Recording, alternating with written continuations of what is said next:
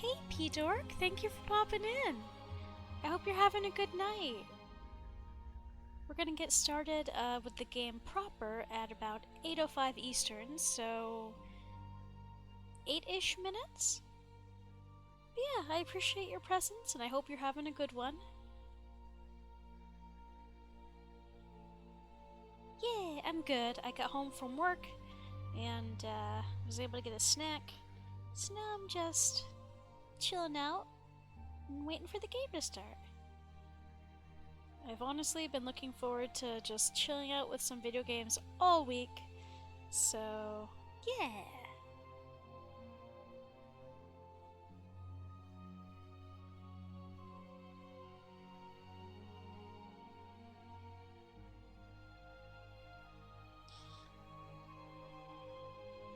I am attempting to do a relatively thorough playthrough of Final Fantasy XIV for folks who either don't own the game or can't afford it, so yeah. Chilling like a villain, indeedy.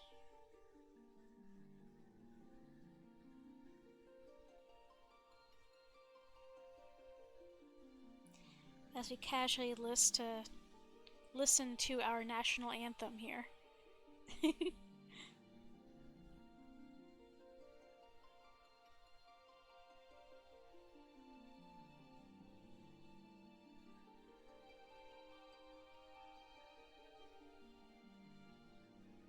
But I hope your day went well, and I hope that if it's supper time for you, that you were able to get something to eat.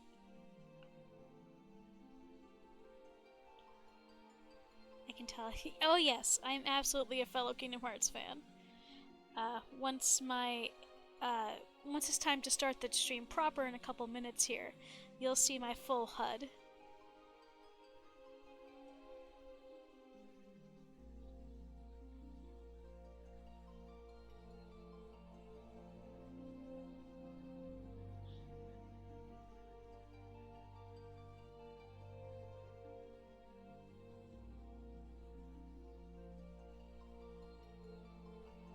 Yeah, Kingdom Hearts is definitely one of my favorite games. I actually have I have a tattoo from it actually. I've got the heartless symbol on my chest, just above my heart. So you could say I'm a little bit of a fan.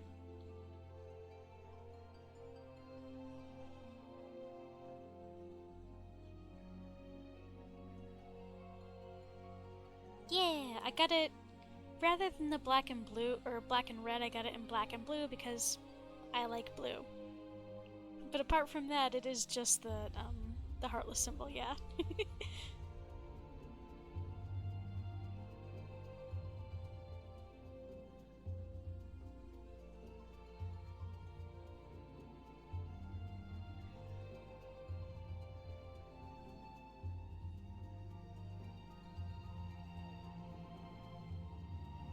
It is. Blue has always been my favorite color. Well, actually, that's a lie. For a little while there, I really liked red. But the older I got, the more I liked blue. What about you?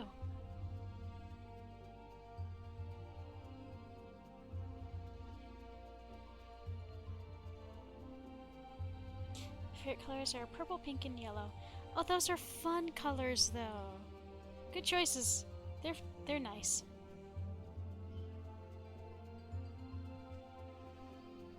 My current aesthetic tends to lean towards stars, blue, black, and grays.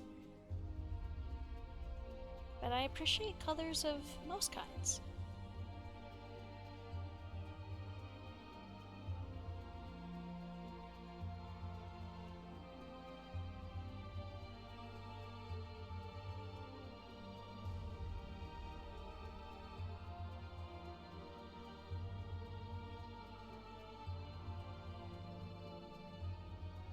Yeah, I also enjoy a nice star or galaxy look. Yeah, absolutely.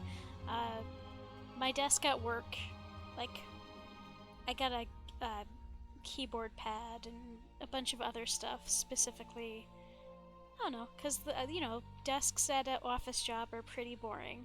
So I decided, nah, if I'm gonna have to, sit in a cubicle, for 40 hours a week. It's gonna be fun. And so I made sure it was fun.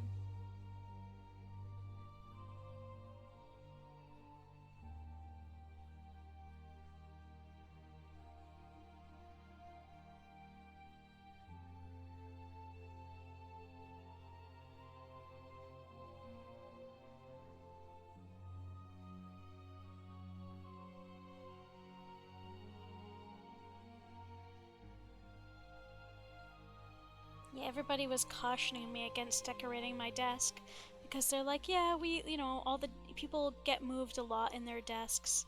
And I was like, and they were like, you don't want a lot of stuff on your desk. You don't want to have to move it. And I was like, watch. So basically, I got a lot of blue and star print postcards. And instead of putting them directly on the cloth background of my cubicle, I just put them to a bunch of black construction paper. So moving my decorations from my desk are as easy as just moving that construction paper.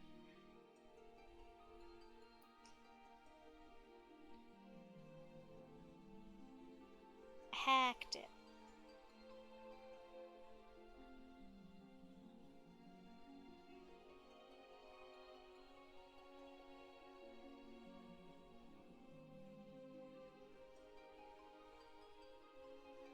We'll get started proper in just a couple more minutes here. I'm just giving a little bit of time for folks to pop in if they want to join me. They said you may have to move your desk a lot. You said, watch this. Exactly. I was like, hold my beer. A challenge was issued, and I found a workaround.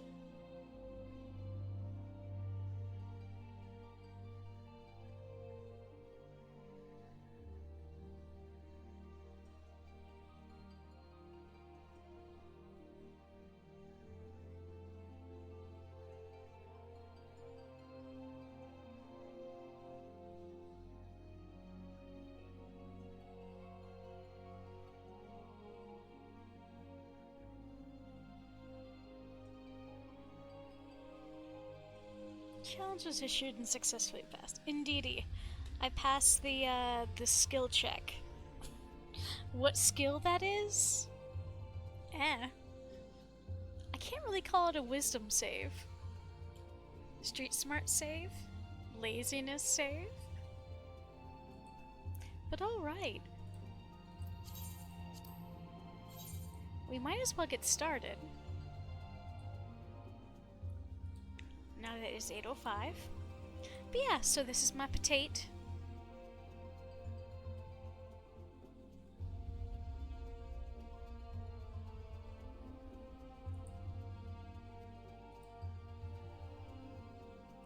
My little potato. We're still pretty early in the story because I'm very kind of slow. I'm trying to do as thorough a job as I can with side missions and whatnot, at least at the very beginning. So this is my little... Oh, not the button I meant to press. Where's the button? Oh, that's also not the button I meant to press. What button did I hotkey it to? Oh well, it doesn't matter. I saw a potato fly across the room. This is my Momo. And so I brought her here to Ul'dah because the Little Ladies' Day event is here. So the Little Ladies' Day is based on Hinamatsuri. I don't know how the best way to say that. It's like this it's a festival for girls in Japan in early March. Like, it's centered around dolls and sweets and like positive things for little girls and stuff. So yeah, it's freaking cute. Good evening to you, adventurer. Have you any questions regarding the history of Little Ladies' Day? I am at your service. Yeah, I'd never heard of it either. I rather assumed that Little Ladies' Day was based on White Day or whatnot. You know, the holiday that follows Valentine's Day that's known for, like, boys giving gifts back to the gals. Because gals typically give boys chocolates on Valentine's. But no, completely different holiday. What is Little Ladies' Day? Once a year, when the peach blossoms come to bloom, Eorzea celebrates all the lovely and spirited young maidens who bring such joy to our realm. The origins of the holiday can be traced back to events that happened some 3 centuries past, when the Thorin dynasty still reigned in Ul'dah. The plucky Princess Edvia, tired of being sequestered within palace walls by her overprotective father, the Sultanic Beedric Thorn, exchanged garb with a Miller girl and wandered off into town in search of adventure. Upon learning of his daughter's disappearance, the Sultan was stricken with panic. He summoned the palace guard, down to the last man, and ordered them to tear the city apart to see no harm befell his precious princess. And tear the city apart they did. The poor Miller girl whose daughter assisted the princess in her escape, saw his house nigh ripped from the ground, while the family was threatened with imprisonment and worse. To the good fortune of all, Princess Edvia was found just outside the palace walls. When she confessed the true reason that she had run away, her father was racked with guilt for his actions. He had the miller's house rebuilt by his most skilled craftsmen and offered to personally serve as seneschal to the Miller girl for a day to atone for his actions. The common folk were deeply motivated by their sultan's newfound compassion. The sultan himself, vowing to never forget the lessons he had learned, declared that each year he would serve as seneschal for a young girl chosen from the townspeople by lot. The tradition continued long after Sultan Beedric's death, living on even as the Thorn dynasty gave way to the Ul. In time, it spread to other nations, where it took on new forms, eventually evolving into the Little Ladies' Day celebration that we know and love today. Who was Princess Edvia? Princess Edvia was the one and only daughter of the Sultanic Beedric of House Thorn, the Huron noble house that ruled Ul'dah some 3 centuries ago to the day. Her disappearance from the palace, the commotion that followed, and its eventual resolution, oft retold as the Legend of the Lost Lady, are said to represent the origins of the celebration we now know as Little Ladies' Day. It is said that before the events of that day, relations between the spirited princess and her stern, overprotective father were strained at best. Though the father claimed to love his daughter dearly, the form this love took was the stifling sort. The princess's disappearance and return changed everything. Sultanic Beedric gained a newfound respect for his daughter's independent nature, while Princess Edvia realized that her father's treatment of her was born of simple misunderstanding, not lack of love. The bonds between the two grew only stronger in the months and years to follow, and the two came to be celebrated as the most ideal embodiment of father and daughter that the realm had ever seen. Let's go ahead and let's peach confetti and cherry confetti. So these are pretty simple. These are single-use items that you can just use. That, I believe, was the rose. And this is the cherry. It's just for funsies. The Royal Seneschal. A princely persona. The Royal Seneschal is planning something new for Little Ladies' Day. 'Tis a pleasure to make your acquaintance, Mistress Momo. I have the honors of serving as the Royal Seneschal, and it is my duty to bring smiles and cheers to all the ladies of the realm. What is Little Ladies' Day, you ask? Why, it is a day when the maidens of Eorzea are doted upon as princesses by their very own Royal Seneschal, or Loyal Seneschal. By the way, I must ask, you know of the songbirds, do you not? How silly of me, of course you do. Oh. And this is an appropriate time for it, too.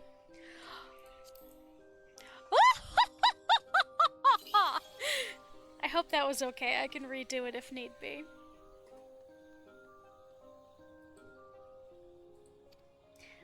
That trio of princess-styled entertainers were were relative unknowns when they first took to the stage, but they've since become a Little Ladies' Day staple. Now we hope to introduce another such sensation, but this time the singer will be butler-themed. That was awesome, Possum. I'm glad. I've titled this new act The Seneschal Prince, a royal among servants and loyal servant to his princess. The prince in question is scheduled to debut in the upcoming festival performance, but it would seem our chosen star is yet to return from picking up his costume. Though there is ample time ere the show begins, his prolonged absence is a source of great concern, to say the least. If only we were not so preoccupied with preparations. Would you mind looking in on him for me? Pico is his name, and he was meant to be speaking with a designer at XIV's Aesthetics. So, this is something I had babbled about in a previous... Oh, look at these decorations. These are so pretty. So, these events in-game are kind of interesting because if you play the game for the first time, each event, each year's seasonal event, will stand alone. It's an event in its own, it stands on its own. If you play these games, though, year after year, the events rather, there is a ongoing storyline. And I think that's delightful because it offers something, a reward for older players and something new and fun for new ones. The reason I say this is I've played this game for a long time, and I got to meet the songbirds on my main character, Keldred, sort of when the characters were starting out as pop singers, and now they're like established in-game as like legit singers. So I don't know, it's really rewarding, it's wicked cute, it's a nice touch. I'm gonna dismiss you, buddy. Maribel. No, darling, no. What I need from you are specifics.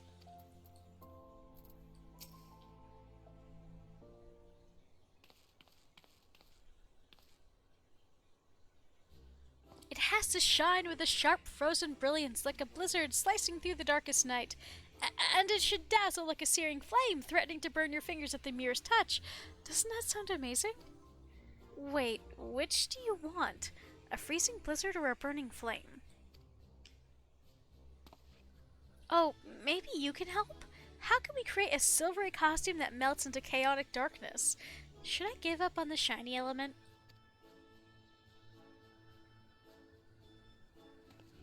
An adventurer? What can Maribel, famed designer of XIV's Aesthetics, do for you, darling?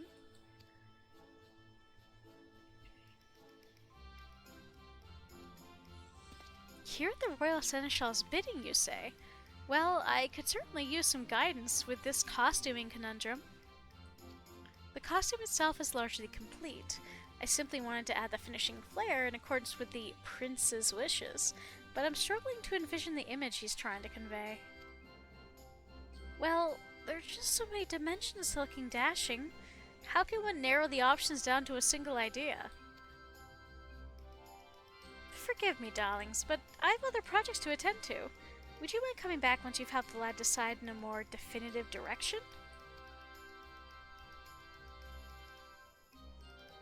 You'll have to let me know if the volume levels are off, by the way. This is not going well. I couldn't ask for a better opportunity, and here I am ruining my own debut.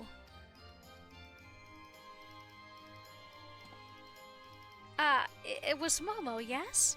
I'm sorry to drag you into this dilemma of mine. Of all those who auditioned, they chose me to be the Seneschal Prince. My job now is to become a star performer, and create a dashing and princely persona seemed the best way to achieve that. So I did my research into the subject, delving into books about the most gallant individuals, how they act, how they dress, that sort of thing. But when I tried to explain, it all came out a jumbled mess. What makes a Seneschal Prince a prince among seneschals? Come to think of it, what exactly is the Seneschal anyway? An unobtrusive servant who anticipates his master's needs, A person of impeccably proper manners. Perhaps you should have researched that instead. I suppose a servant. Because that is accurate. A seneschal is basically a fancy butler.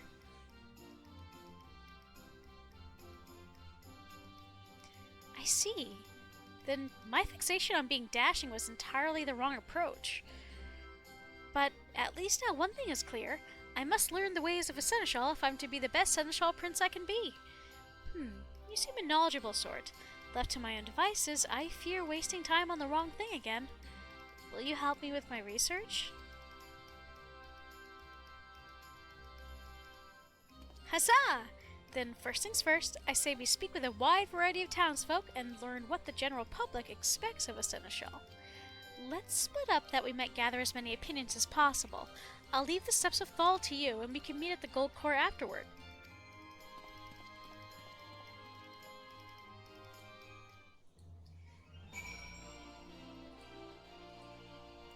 Okay.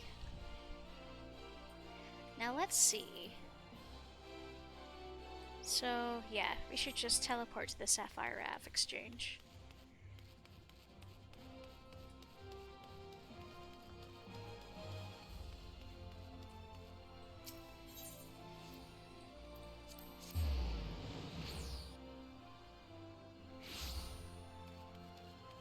I really am I'm very happy that the event is never quite the same each year. It's always a little different and it's always interesting. It's charming. Bargain hunter. Ah, that word puts me in mind of the first royal seneschal himself, Sultanic Baldric. It's said that every year one girl was chosen from the townspeople by lot, and he would attend to that lucky lass as her personal servant for the entire day. The festival is no longer about choosing a single princess, of course, but oh, how I still daydream about having an attentive seneschal at my beck and call. As a child, whenever Little Ladies' Day came around, I would always hold out hope that this would be the year I was chosen. It's a very cute holiday.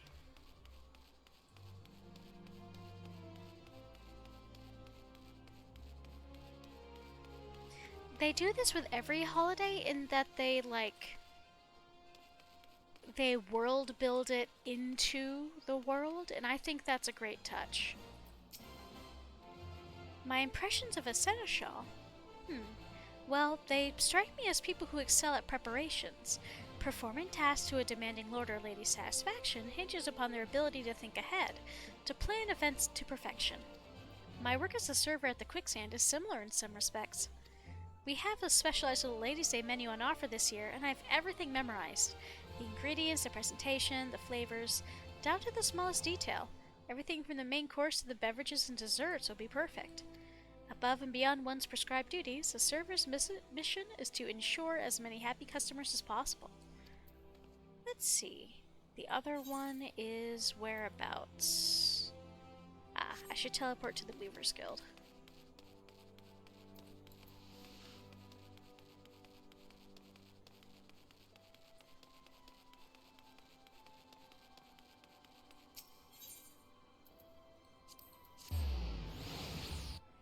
I could just run, but meh. Well-dressed noblewoman. A seneschal? Why, yes, of course, I have one in my employ. The accomplished ones foresee what must be done and act without need for instruction. Those who stand around awaiting orders have no business taking the position. Let's see. And where... I can just run... well... yeah, I think we can just meet him in the center. It's tricky, because if you go too far either way, you start going upstairs. But I think, yeah, I can just run. Every year, doing this event, you'll earn something. Whether that's a minion, an emote, a costume, a decoration. Oh, guess what, Momo? I was asking about seneschals in Pearl Lane, and a merchant offered me an amazing bargain. Oh no, buddy, no. He showed me a rare urn of incalculable worth, but even the heavily discounted price is far more coin than I can afford. Come to think of it, what do urns have to do with seneschals anyway? Nothing, I'd wager. Could it be that you're a little too trusting? Yeah, nothing. Oh, was I on the wrong track again? I could have sworn. You're a very gullible little man. I see. So a seneschal is someone who serves others, someone who anticipates what needs to be done, and prepares for those tasks in advance. In my case, then, I should be a seneschal who serves his fans? Yes, when I put it like that, it just feels right. I should be thinking of ways I can make the crowds happy. And that's exactly what I'll do. Now, if you could stick around a while longer, I'd appreciate some help in becoming the best seneschal I can be. A princely debut. Pico ponders over an appropriate direction for his stage persona.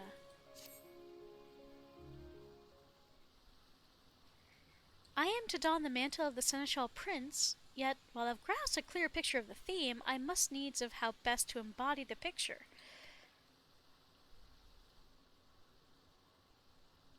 A seneschal exists to serve, to ensure happiness and satisfaction, which, incidentally, is how this all began for me. I once knew a girl, years ago. She was my childhood friend, my cherished princess. But alas, she was born with a terrible ailment. She could not rise from bed, let alone leave the house, and thus I took it upon myself to bring the outside world to her. I acted out all sorts of tales. A hero saga, a jester at court. If she wished to hear of it, if it would but make her smile, I would assume any role under the sky. One fateful day I happened to see a songstress in town. She dazzled the audience in the elated looks upon their faces. I had to rush back to my princess's bedside to share the experience. I sang and I danced my heart out for my audience of one, a performance for her and her alone. Oh, how her eyes lit up. Her happiness was everything I ever wanted. It spurred me to practice day and night, and as I did, I began to feel I truly was a famous performer. Then, all too soon, did Thaw call her to his somber halls.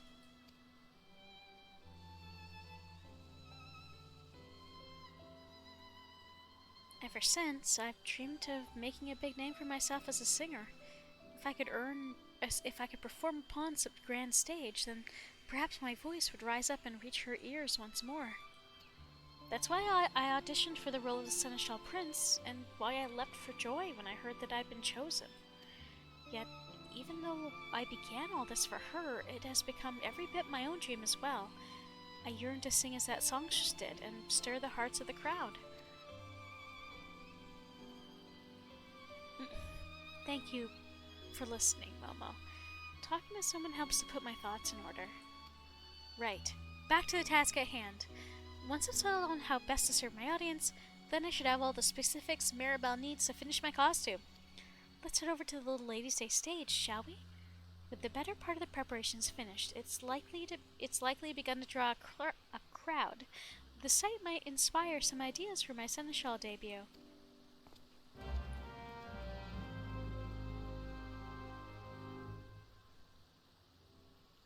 Alright, where's the best spot? I guess the Adventurers Guild is as good as any.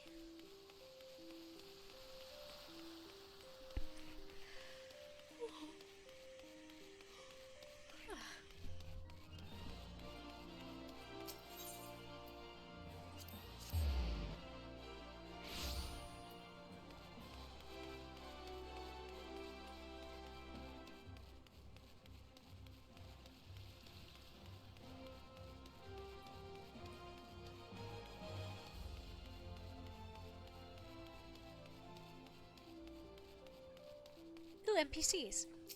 Quicksand employee. There's always quite a crowd gathered by the stage. Perhaps I should have a word with the Royal Seneschal and ask if I can pass out some flyers. Songbird fanatic. The heavenly Narumi will soon be here in person. I thought of nothing else for days and days. So, the fun thing about the songbirds, there's 3 of them, and they all are associated with a specific color. The Aura is yellow, the Lala is pink/red, and I think the last one's a kitty, the Mikote. I think she's associated with blue. So they're all dressed up in the color of the one they like best. Stage manager. Let us not spare the smallest detail. We'll give the fans a show to remember. Ah, there you are. Work on the stage proceeds apace. Will Pico be ready to perform? Yeah! Examine the stage.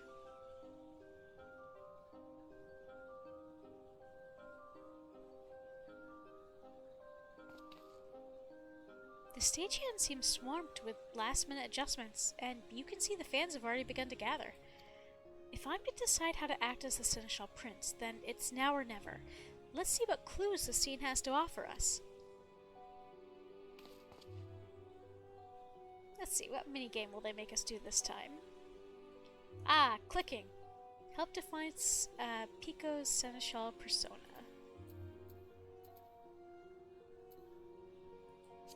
Well, let's look at the actual Seneschal. Yes, of course. If we're speaking of Seneschals, we should look no further than the Royal Seneschal himself. Such a courteous demeanor, and so precise in his movements. Now that I think on it, no matter the work we do together, he is never less than thorough with his preparations. And I imagine he'd be more than willing to help us implement any new plan we might propose. Songbird fans. See there? A particularly eager Songbirds fan, come early to ensure a front row experience, no doubt. Rather too early, in fact. My act is first on the program, so he'll be in for quite a long wait before his idols take the stage. Can we make him a bit more comfortable? Shall we bring him a bite to eat?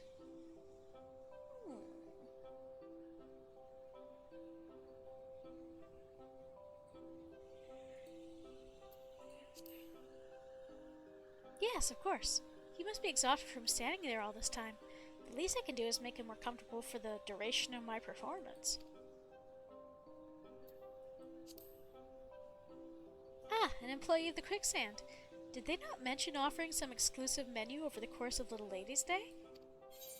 Beverage and dessert included. I was curious about that myself. Knowing such a thing is only available during the festival makes it all the more tempting, doesn't it? I wonder if they'd be willing to bring out a light meal for the audience? Not only would it benefit the fans, but it would also be an excellent promotion for the Quicksand itself. I've been thinking, Momo. There's no rule which demands people must stand to cheer and enjoy a performance, is there? Why not have a Quicksand deliver some light refreshments, Little Ladies' Day themed, of course, and aim for a more relaxed experience? I mean, it's hardly a novel concept. One often orders a meal while taking in a play, or has a flagon in hand while watching the minstrel strum his lute in the tavern. We would simply encourage the same idea. Naturally, I shall rouse the crowd with song and dance, but this will help define the Seneschal side of my stage character. The act is finally coming together. As the Seneschal Prince, I shall both serve and entertain. Come, there's not a moment to lose. I must first consult with the Royal Seneschal, and then hurry off to make the request to Mistress Modi at the Quicksand. But I must also inform Maribel of my costuming decisions. There's no time. Shall I talk to her in your stead? Let's divide the task between us.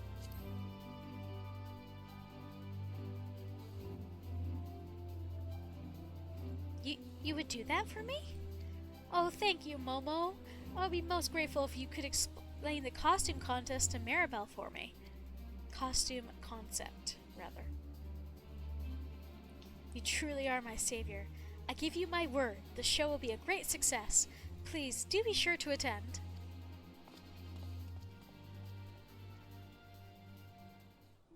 I'm kind of bummed. There was one year that we were able to unlock a dance from the Songbirds.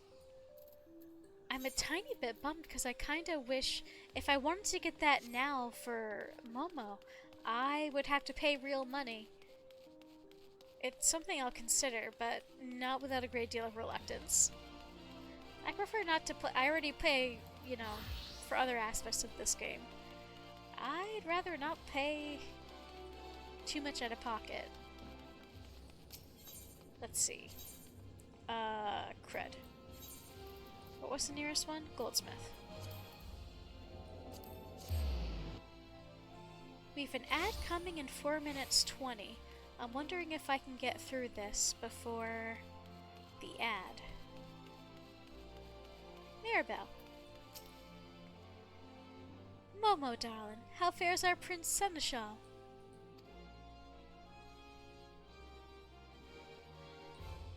So the show will feature a healthy dash of hospitality, huh?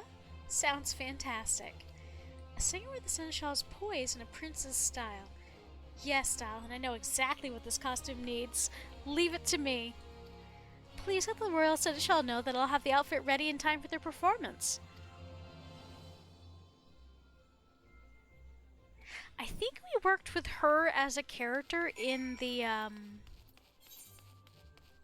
in one of the previous Little Ladies' Day years. There we go.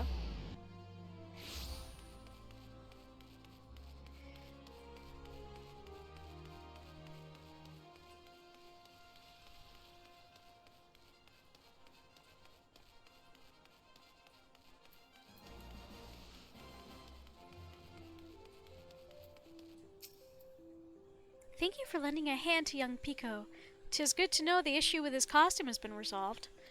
As I mentioned, the Seneschal Prince is to be the main attraction for this year's Little Ladies' Day, and Pico himself is to give the show's opening address. I cannot imagine how events may have unfolded without your assistance. You will stand and watch his performance, yes?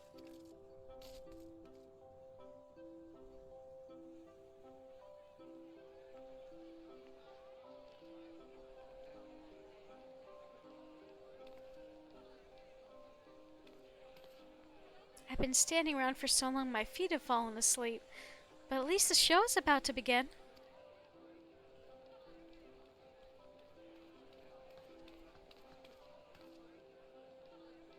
It should be starting any moment now. The first act is the debut performance for the new singer. It's the... isn't it? The Seneschal, Prince? What would a Prince of Seneschals be like anyway? I have no idea what to expect.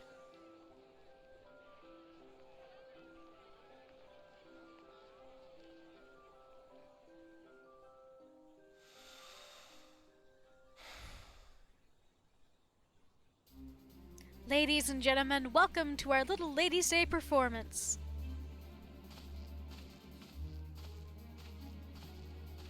We get to earn this outfit.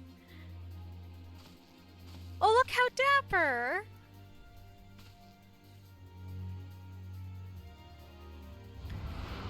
Fucking the modern day headphone? What?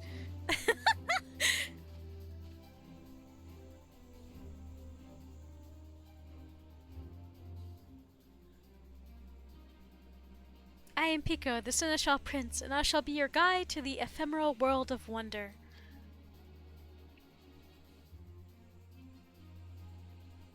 I imagine you're all weary from the wait. Though it may be but a trifle, we have taken the liberty of arranging for refreshments, a special festive menu prepared by our friends at the Quicksand. I'm gonna snooze this ad, actually. I don't want to miss this.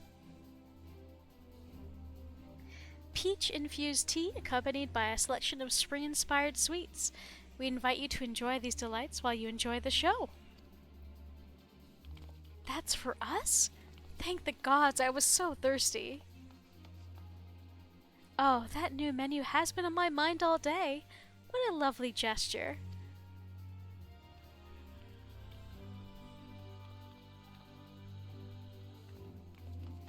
I am overjoyed to see you thus pleased. Should this repast meet with your approval, pray consider a visit to the Quicksand following the show. Ah, but with that said... I must ask that you keep all eyes on me. Without your full attention, I want to grow jealous.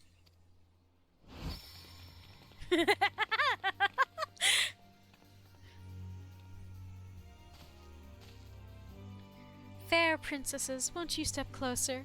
I promise this shall be a princely performance to remember.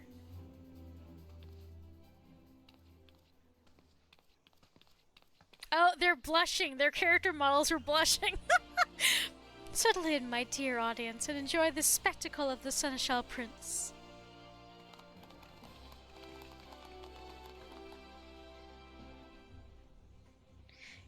And that is the songbird. That's the songbird dance from one of the previous events.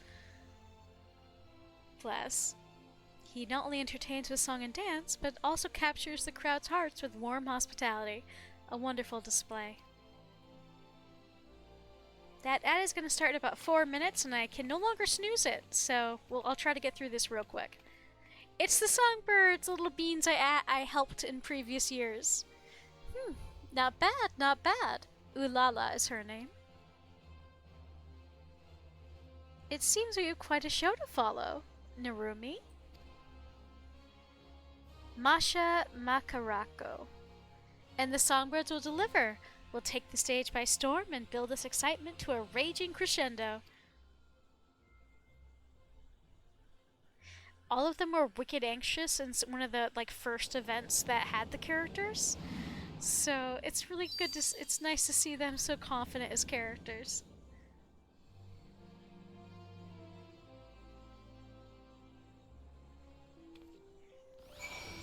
Alright, my dear Pico.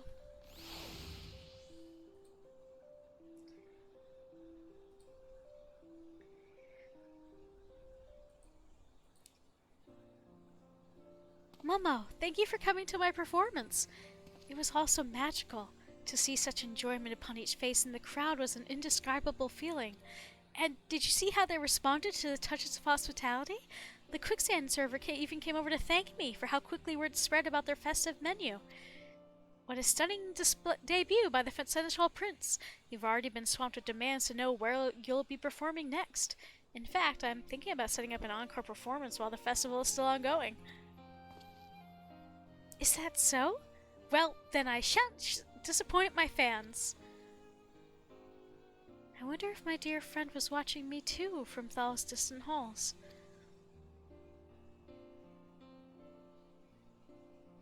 Thank you again for giving me this opportunity. For as long as I have the privilege of standing on that stage, I mean to spend every moment delighting all those who attend.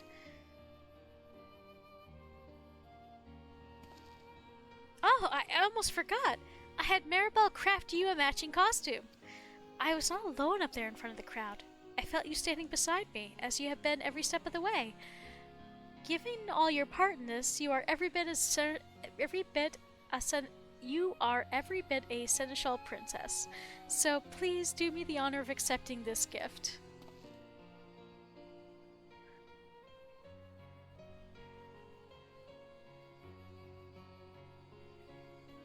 'Tis the least I can offer for your patient assistance. Now, I must be off to prepare for my next appearance.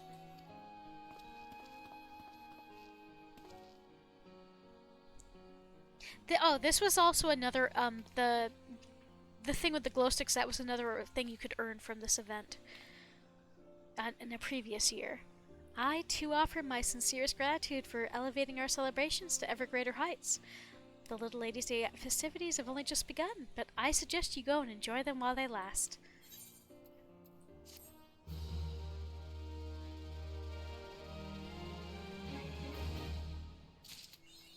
Yeah! We earned a costume! Now let's... Oh, Maribel! I rushed over just as soon as my work allowed. Did you see our doll and Seneschal Prince? Doesn't he look splendid in that outfit? Oh, let's see. Now come now, I know one of you guys I can buy stuff from. Thank you. Thanks to your steady guidance, the Seneschal Prince has made an unforgettable first impression. His performance appears to have fired up the songbirds, and I foresee a lively stage for the future. That ad is going to start very shortly, about 10 seconds here, my dears. So, apologies in advance. But yeah, Jake! You're home, I hope? I hope you're doing alright.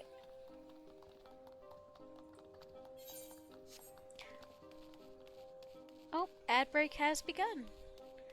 I'm not gonna do anything story related. I'm looking. Wait, I know you people, don't I? One day soon our time will come. Oh! The homunculi shall be next to rule the stage. These guys showed up in a previous event! They were like at war with the girls. Over who was like the better musician. Come on, I know there is somebody around here that I can buy stuff from.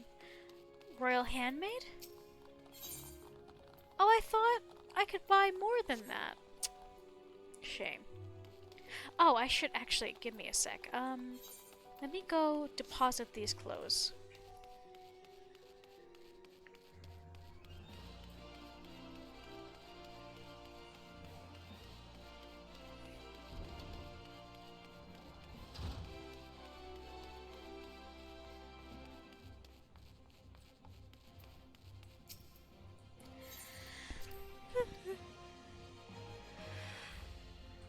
Didn't get back in time to get the antibiotics. I'll get those tomorrow. I'm glad. I hope you can get them quickly, and I'm grateful to hear that it was antibiotic and not viral.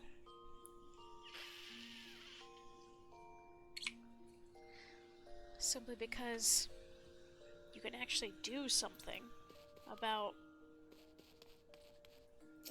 bacterial stuff. Bodies are so inconvenient.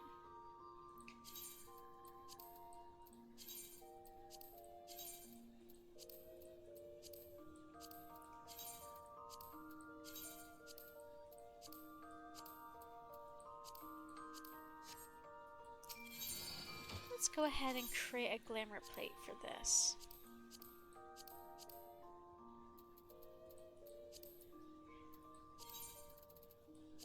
Oh, it's baby's first seasonal gear for Momo. I have all of this stuff for Kel, but I don't have it for Momo. What is this still? Indeterminate with how quickly. Yeah, that makes sense. Well, I will cross my fingies and hope for the best. Look at Momo with this modern, like, speaker headset cracks me the fuck up. I wonder what this would look like if I dyed it with, like, a brown. Not that brown. I'm trying to find a good color to associate with Momo, because I'm not sure what color would work best for her. Hello, my dears. Thank you so much for your patience during that break. Yeah. Sorry, I have no brains. Running a 1 ad an hour lets us skip the pre-roll ads. I know 3 minutes is rather irritating, but if I didn't run them, Twitch would still run ads. So this gives me a little bit more control. Well, Jake, I very much hope for the best, and I'll cross my fingies. This is the outfit we earned from this event. It's wicked cute. What I was babbling about to myself is I'm trying to find a color that works well for Momo. Like, I don't know what color to give her. I kind of like this. What? Cork brown. Because I do want to keep her with a brown color. Ooh, I kind of... Well, no, that's a little too yellow.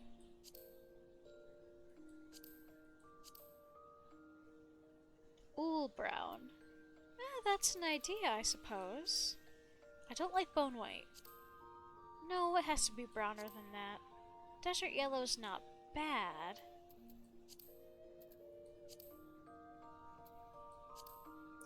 Acorn brown. That's not bad. Oppo. That's pretty close to her hair, so I'm not sure if I want it to blend in that much or not. Key currant brown, maybe. Bark. Maybe I should just give her chocolate brown. Or is that too red? That's loam brown's too dark. Mole. Mole brown. I kinda like it. We'll see. I'm not actually dyeing anything right now, so kind of a silly.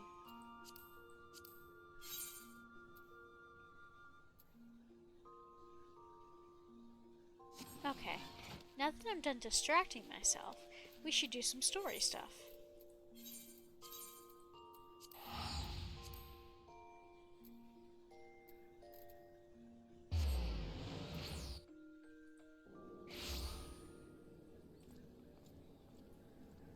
Okay, time for the... I think this is the third time we're making this trek, and it's one of many to come. The area we're going to next is going to be rather important for the first part of the story of the Realm Reborn. It's our new home base, so to speak. Or will be.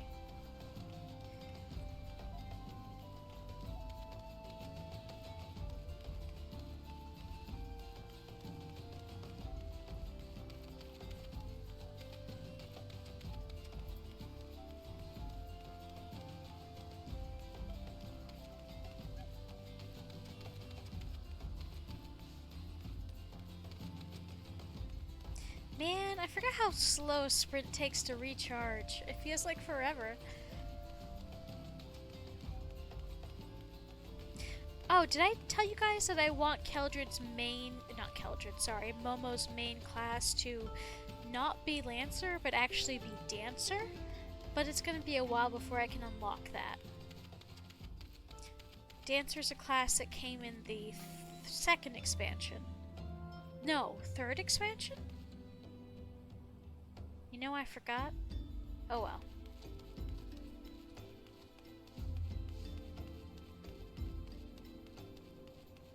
I think third. I think Dancer was establishing Shadowbringers. Tataru!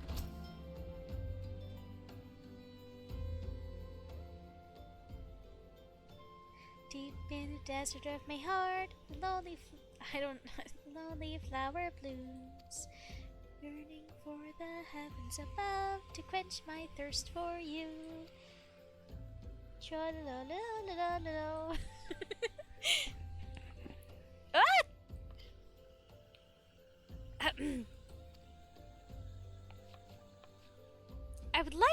I would thank you not to sneak up on me like that. Now, please be advised that this is private property. Unless you have pertinent business here, I must ask you to...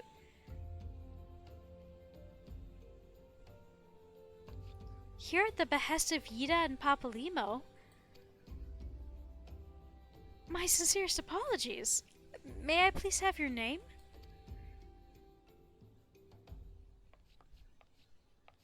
I haven't played through this part of the story in so long. Momo Jigaimo. Momo Jigaimo. Oh, there you are. I bid you welcome to the Waking Sands, headquarters to the Scions of the Seventh Dawn. My name is Tataru, and I look forward to assisting you during your time with us. It's weird to see her customer service voice, or her customer service face. The antecedent is within the solar. I shall let her know to expect you.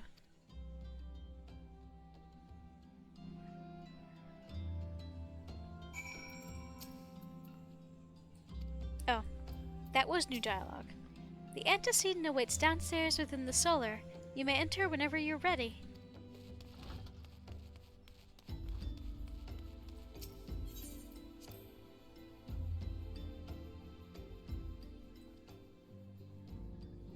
Welcome to the Waking Sands.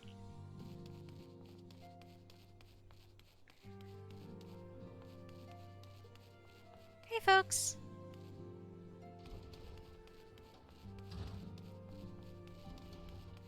I'm gonna talk to folks. Because I want to see if their dialogue changes between now and after certain story events happen. Ollie, that receptionist is something else.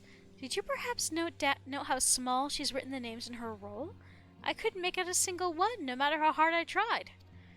Sorry, just trying to make idle conversation. This whole affair has me all worked up. I thought for sure that it was some kind of scam, that they were rounding up hapless adventurers for some nefarious ends. But now that I've seen the facilities for myself, I must confess it looks legitimate. Abatia. The antecedent made me an offer I couldn't refuse. Said that if I joined, I'd get to fight against the Primals and the Imperials, both to my heart's content. Aye, I know I could get the same by enlisting in one of them grand companies, but I've never been partial to saluting, if you know what I mean. Ehrenwald. I had a dream unlike any other. I was myself, but then I became something more. When I spoke of it to others, they directed me here. Did you have one too? Yes, I did. So, this kiddo becomes rather important, not during the base game, but later on.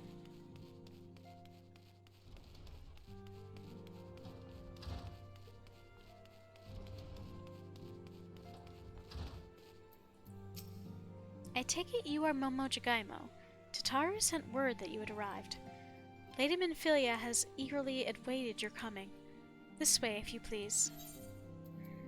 So for all of this, we earn a Vesper Bay Aetheryte ticket, a voucher redeemable by Sons of the Seventh Dawn for instant teleportation to Vesper Bay. Fun fact, this is recent. This did not exist until the last year or so, this little ticket here. Moving forward, under normal circumstances, if you would have to teleport to Horizon and then run here. It wasn't possible to teleport directly here. This is a quality of life improvement.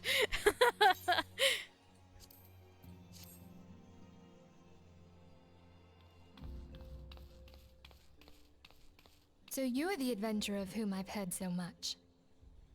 Well met, friend.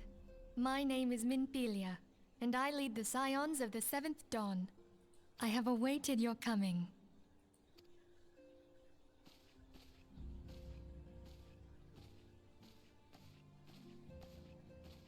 Please, be at ease. You are among friends here.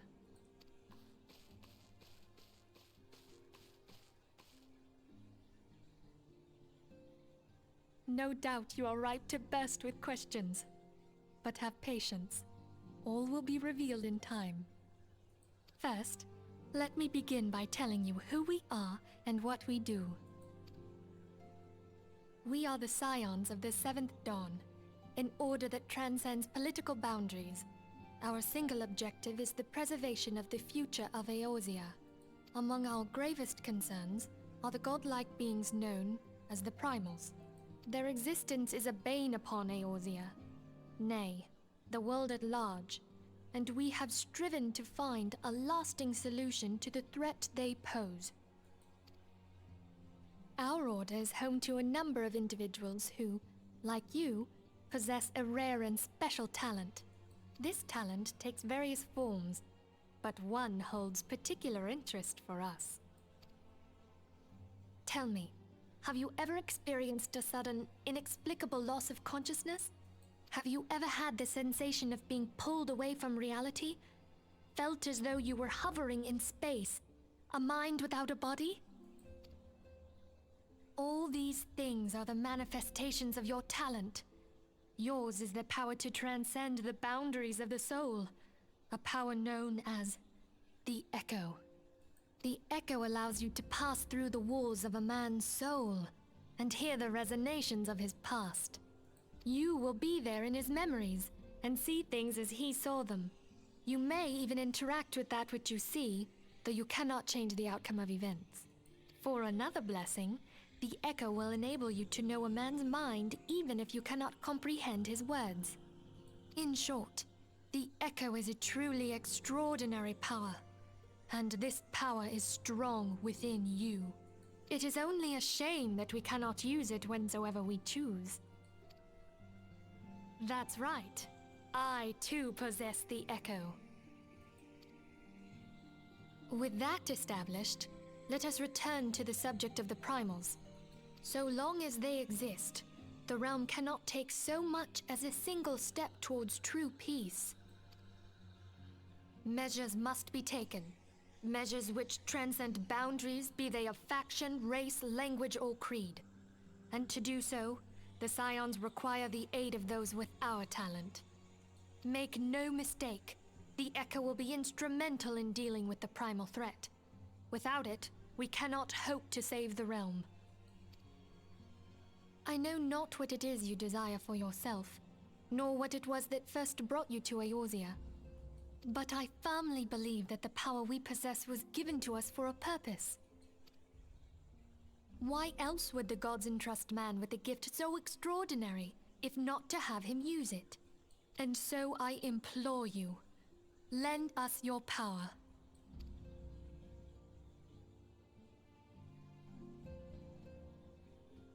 Naturally, your aid will not go unrewarded. We are fortunate to have a number of influential allies, and at a word from me, they would gladly offer you certain privileges that might otherwise be denied you. The right to employ retainers, for example. Are you familiar with them? They are individuals who may be relied upon to manage your assets and belongings on your behalf.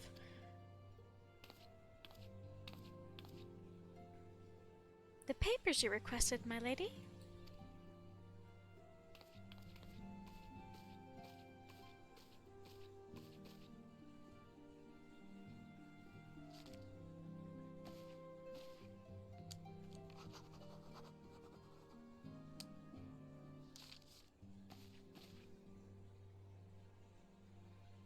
Thank you, Tataru.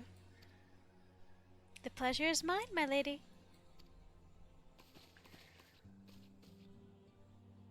By way of welcoming gift, I have taken the liberty of adding your name to the retainer's registry. As of now, you are entitled to employ the service of a retainer. You will need to consult a retainer vocate regarding the particulars of this arrangement, but believe me when I say that retainers will provide invaluable to you in your adventuring endeavors. Let this gesture serve as evidence of our commitment to do all in our power to help facilitate your personal objectives. In return, we ask that you aid us to the fullest extent of your talents. A mutually beneficial relationship, I am sure you will agree, and one which serves the greater good besides. Well, that was a veritable lecture, was it not? Forgive me, but it is important that all concerned are aware of what is expected of them. Now, you know our purpose and what we can offer you. I invite you to consider joining us. When you have come to a decision, you may tell me without fear of censure. In good faith, I shall entrust you with our order's password, which our members use to reach one another when afield. It is Wild Rose. Pray keep it safe. So, the fun fact about the Wild Rose catchphrase, it still shows up even in the some of the most recent expansions for the game. Like, it showed up in Endwalker. Your character never forgets this.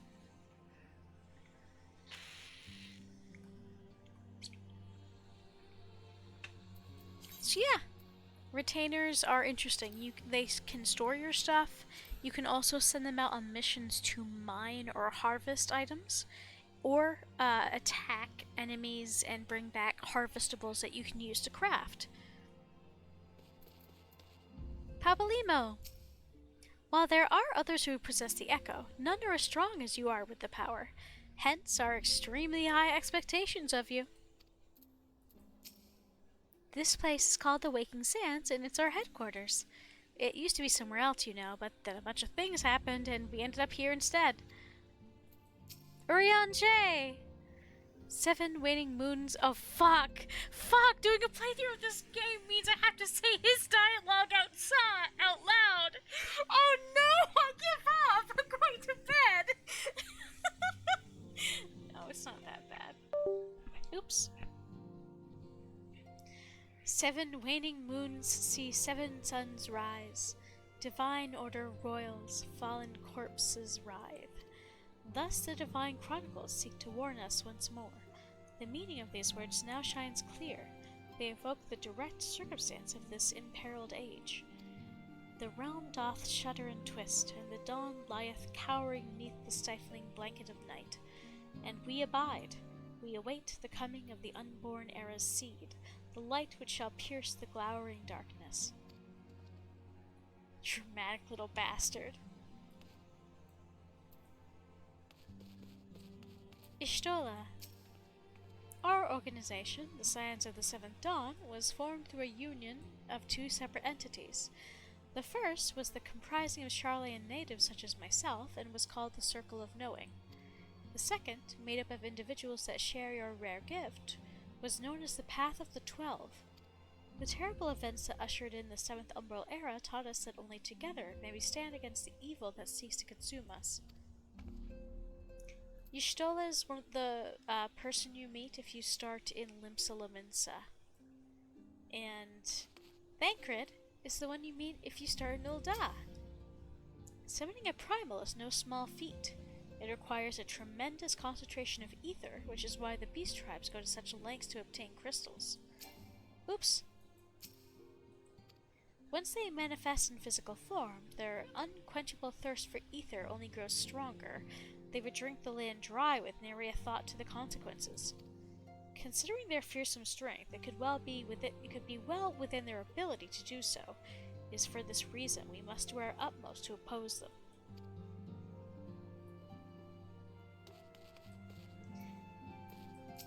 Minfilia. We Scions have but one objective, to safeguard the future of Eorzea. Among our gravest concerns are the godlike beings known as the Primals. Long have we striven to find a lasting solution to the threat they pose. Oh, this is what she already said. I'll go with it. The wild rose blooms. Yours is no small endeavor. The dangers are great. Yeah. If I'd chosen the others, this would not have popped up. Oh, Glamour Dispeller. This gets rid of a glamour on an item. Minfilia is waiting to hear whether or not you will pledge your support to the Scions of the Seventh Dawn. I take it you will help us. Wonderful! I knew you wouldn't let us down. But come, I would introduce you to your friends in the Order. Tell me, does the name Sharlayan ring any bells? It used to be one of Eorzea's 6 city-states, and was situated in the northwest of Aldenard. The Sharlayans were the keepers of wisdom both old and new. Their mastery over magic and ether was unsurpassed, and even the Garleans knew to fear them. Among their number, there were a noble few who devoted their lives to safeguarding the future of Eorzea. When the realm began its descent into chaos, and their countrymen fled for the motherland, they alone chose to remain here. These noble men and women were called the Archons. Those same brave souls stand before you now. The masked woman is Ida, and beside her is Popalimo. The two are charged with surveying the Twelveswood. This is actually a rather clever way of giving telling the audience how all the characters' names are said relatively early on. Hello there. Welcome. I had every confidence that you would agree to help us. Me too.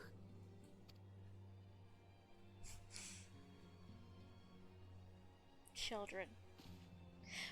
Okay, my turn to introduce someone. That there is Thancred. The reason I find this very funny is that I'm pretty sure Papalimo's the oldest one here. Thancred, I think, is second oldest. But yeah, I'm pretty sure Papolino's in his 40s. And Thancred's in his 30s. Everybody else here is generally in their 20s. Except for Yida, we don't know and we don't ask.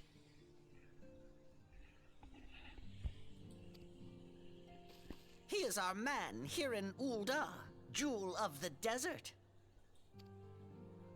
Welcome to the team. If I may, the lovely maiden beside me is named Y'shtola. Limsa Lominsa has the pleasure of being under her care. Greetings.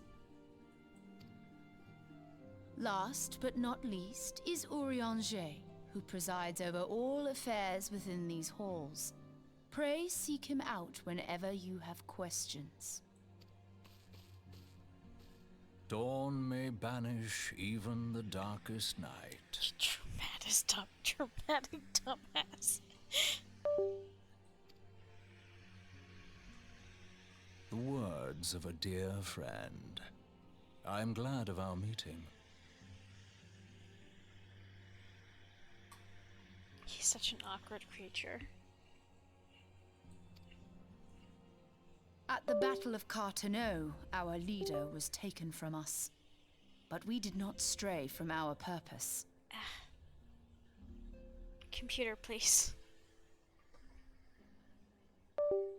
Jeez, sorry. We sought out Minfilia and others with her talent, and together established the Scions of the Seventh Dawn.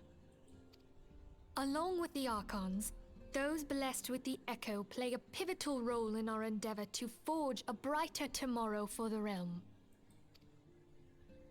Oh, I should also introduce you to Tataru, our clerk. She ensures that everything runs smoothly. Tataru, my beloved. Pleased to make your acquaintance.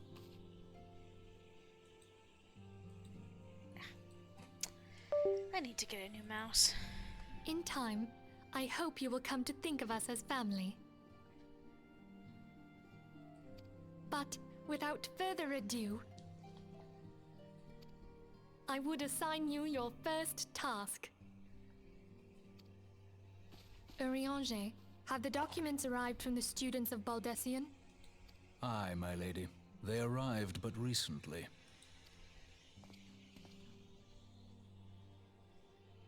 We have received a request for aid from the Immortal Flames. Thancred, would you do the honors? It would be my pleasure. Some days ago, a crystal caravan registered to Amagina and Sons mineral concern was waylaid and divested of its cargo. But there is more. Within a bell of the robbery, several people were reported missing from the shantytown outside the city. At a glance, one would assume the involvement of bandits, kidnappers, and coincidence. Such crimes are hardly uncommon, and the Immortal Flames deal with their like almost every day. However, this time we have reason to believe that a primal is involved. Aye. The evidence left behind implicates the Emoja, who are known worshippers of Ifrit. If we then consider the objects that were taken, there is no room left for doubt. The crimes were committed in the name of a primal. That you may better understand the nature of our struggle with the primals, I would have you play the leading role in this investigation. You have my thanks. If there is aught you wish to know, I recommend you speak with Thancred. He is well versed in the affairs of Ul'dah. Ever at your service, fair lady. I wonder what he says if your character's a dude. Maybe good man?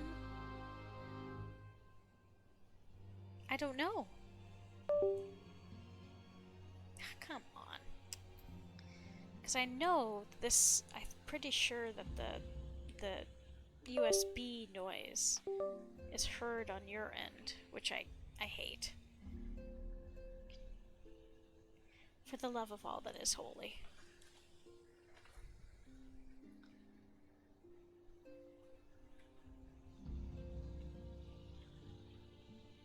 Okay, give me a sec.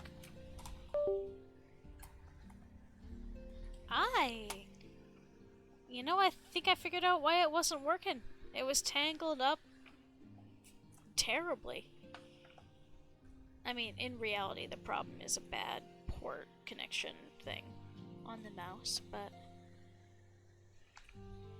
I don't think the tangling helped.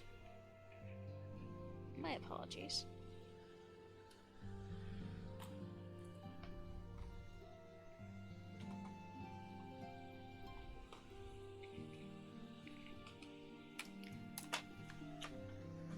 Let's just stick that.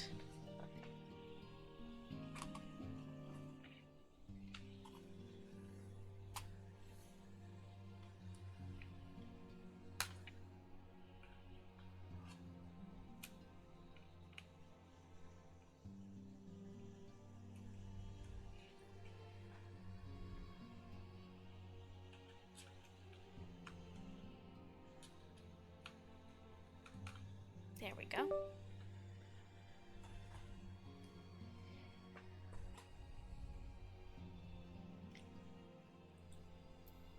Okay. Let's talk to my main man Thancred. Actually, first.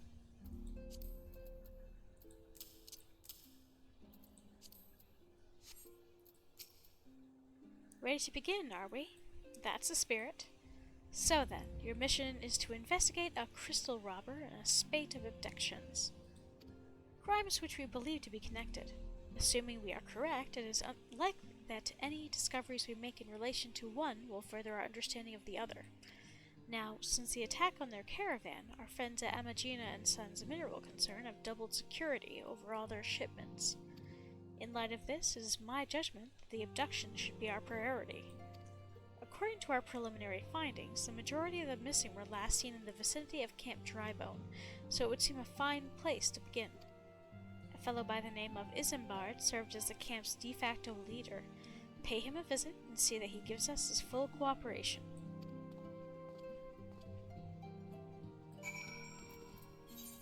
Oops.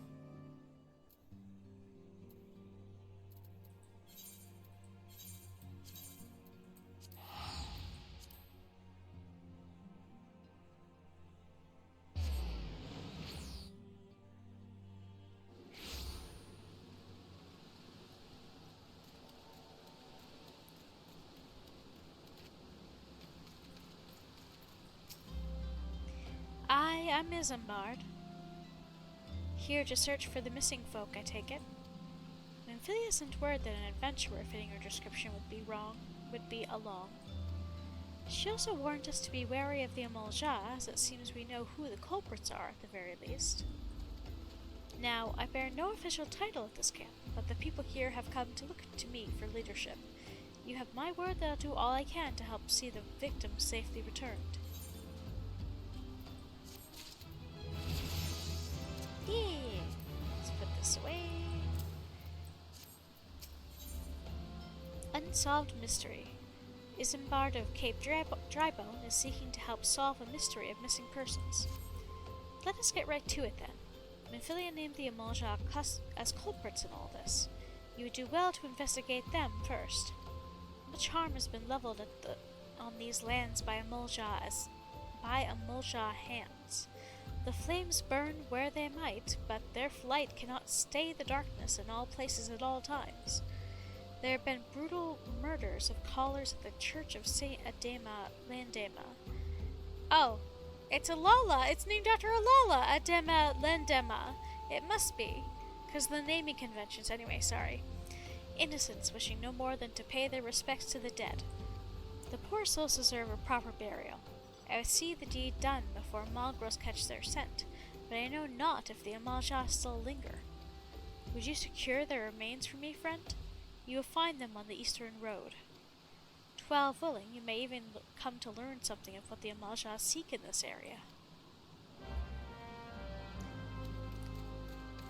Hey kid, you want to see a dead body?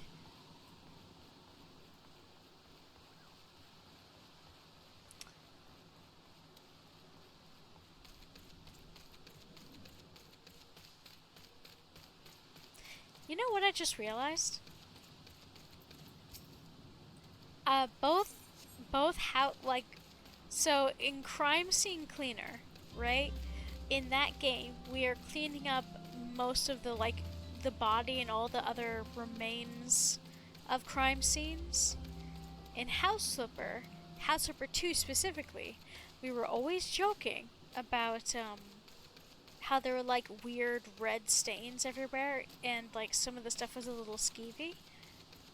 What if, like, our crime scene person mostly cleans, but a few things get left behind? And in House Flipper 2, we're just coming across, like, some basic remnants.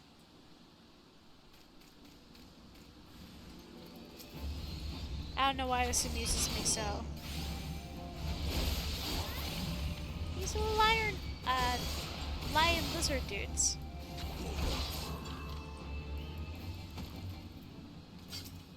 Let me just, because I'm pretty sure this is the third part of my combo here.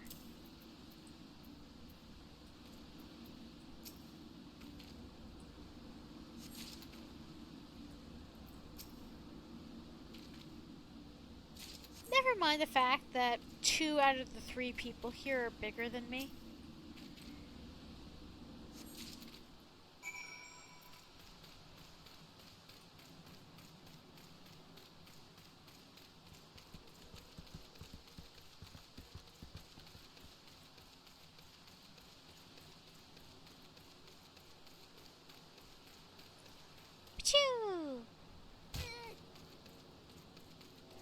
I keep forgetting I gave Momo that voice.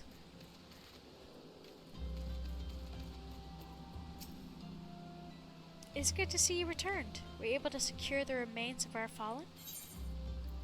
The poor soul appears to have been ravaged by an Amolja before setting to rot several turns of the sun. With the bodies given back proper to the earth, the souls will find their way across to the other side. You've done a noble deed this day. I thank you. Now then, what of the Amolja? Did you see any? Surely such massive monstrosities as they cannot conceal their presence, much less take their quarry unaware. Ah, so there were Amolja remaining after all. I feared as much. Their part in the lowborn disappearing is all but confirmed, but I sense there is more to this than meets the eye. The occasional Amolja raiding party would not account for people going missing in these kind of numbers. The total is too great, and the questions too many. It would not surprise me in the least to learn of another hand in this. But whose? Countless travelers pass through Drybone every day, and even if it were one among them, how would we best discover who might be implicit in these vanishings?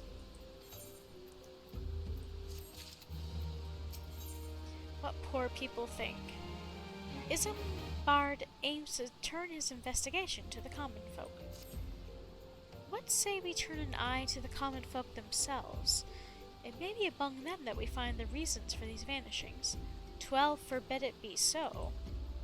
There is a merchant by the name of Ungust who was born here in Drybone and grew up in the Golden Bazaar. A rough character, but he knows the people here better than anyone else. I'd wager he's at the inn quaffing away a day's earnings. Here, I'll write a note for you to show him, else he's not going to speak to you.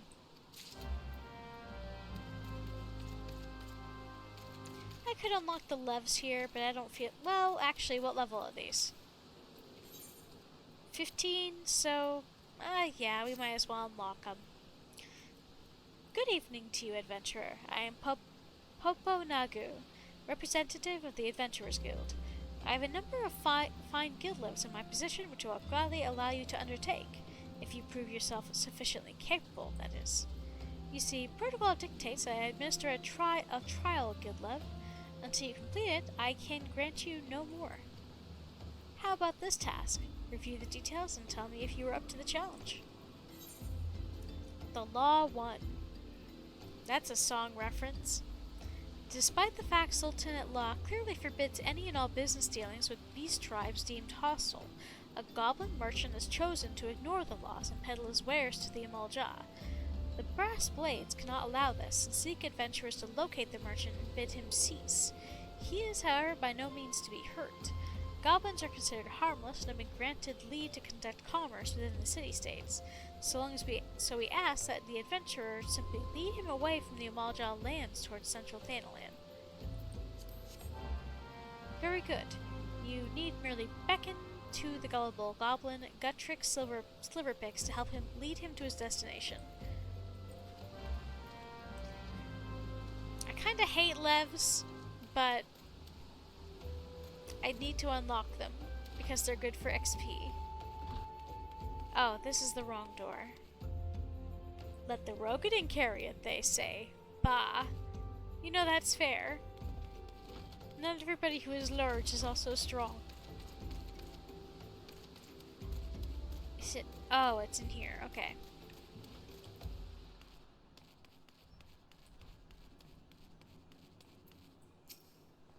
Oh, look! Look who it is. Well, gods be damned. You're that bloody adventurer who threatened me back in Ul'dah. What in the seven hells do you want with me now? A few words scrawled in code by Isambard of Drybone. Dear friend, missing people, please help. Yours, Isambard. Folk around here is as wary as they come. They'll turn tail and run if you so much as pass wind nearby. Played 'em all for fools and coaxed some hard labor out of them, I did. If anything, they're even more timid than before, what with all the disappearances. You can go talk to 'em yourself if you don't believe me.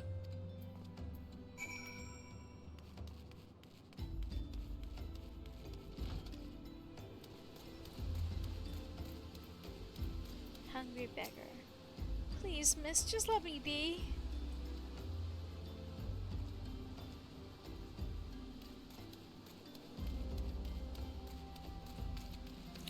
Devious derelict. I've nothing to say but this.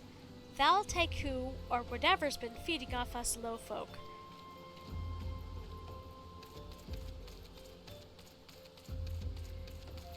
Petrified pauper. What do you want from me? I don't know anything, I swear. Please don't kill me. All these poor anxious beings. And for good reason, unfortunately.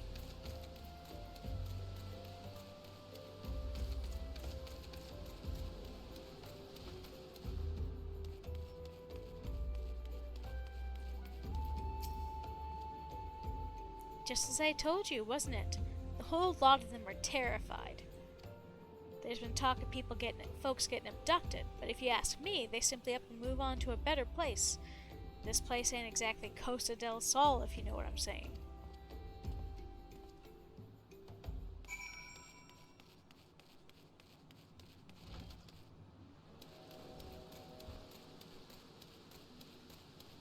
Or Costa del Sol, I suppose.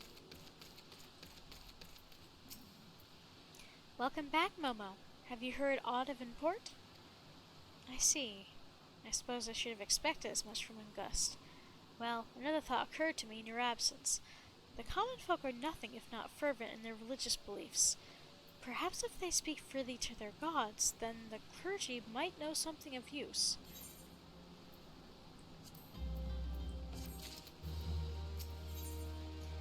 A proper burial. Isambard would like you to learn what you can from the clergy. If we would know what the common folk speak of to their gods, we've no better place than to ask at the Church of St. Adama Landama. It is a small and humble church found to the northwest of here. And so long as you are headed there, may I ask you to deliver this embalmed corpse? A morbid request, I grant you, but it must be borne to burial, and I trust none more than you to see it done. Seek out a man named Marcus. He tends the graves of the Lich Yard. He will tell you where the body is to be interred. And we might as well do this lev, because I do think it gets us a little bit elsewhere on the map anyway. Whether or not that's in the opposite direction, I don't rightly know. Oh, that's not it.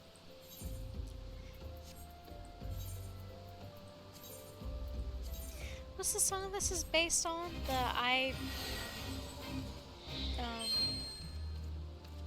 I fought the law and the law won. Gutrix no makes wrongdoing. Gutrix is no bad gobby.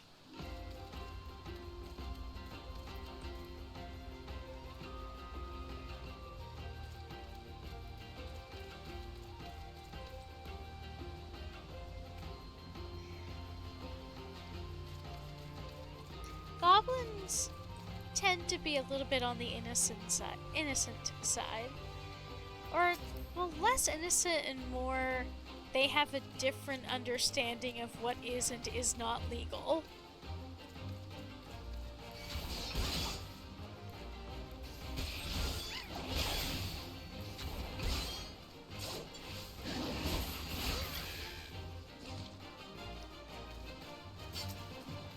Oh, hey! You're an extra kill for experience points. I think. Maybe?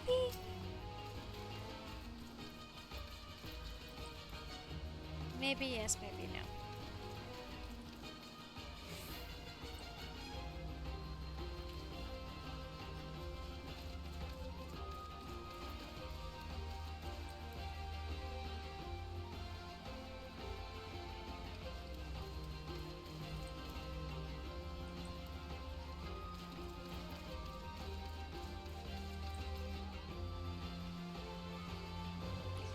Yeah, thought so. So, we, as a player, can roam this entire area and this enemy won't spawn. It'll only spawn if our escort quest kiddo is close enough.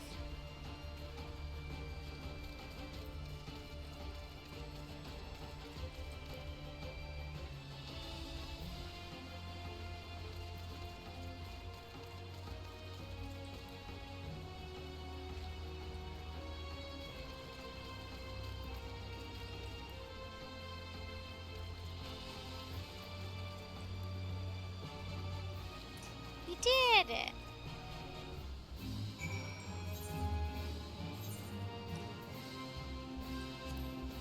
We might as well turn this in.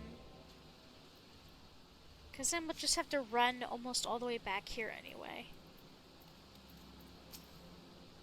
I see the desert heat wasn't too much for you.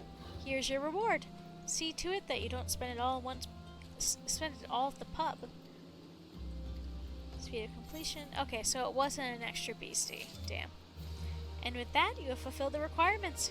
You're free to partake of my good loves at will. There is always work to be done here in Camp Drybone. Whatever your talents, I have no doubt that you will find someone in need and willing to pay.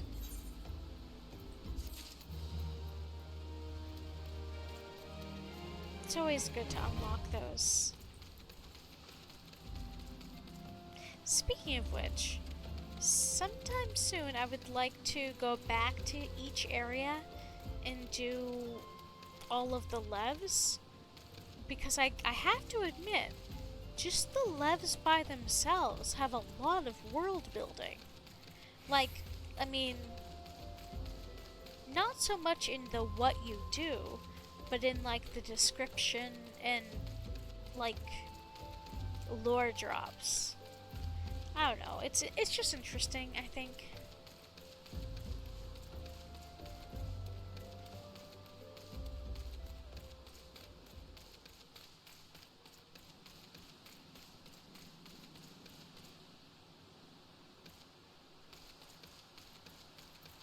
Ilcum. Though I am not qualified to assist with the rites, I offer what assistance I can to the priests. Sometimes I wonder if I'm just getting in the way, though. Ever has man sought to better his life, all too often at the expense of his brothers. That desire and hope can beget suffering and death, in a regrettable yet undeniable truth.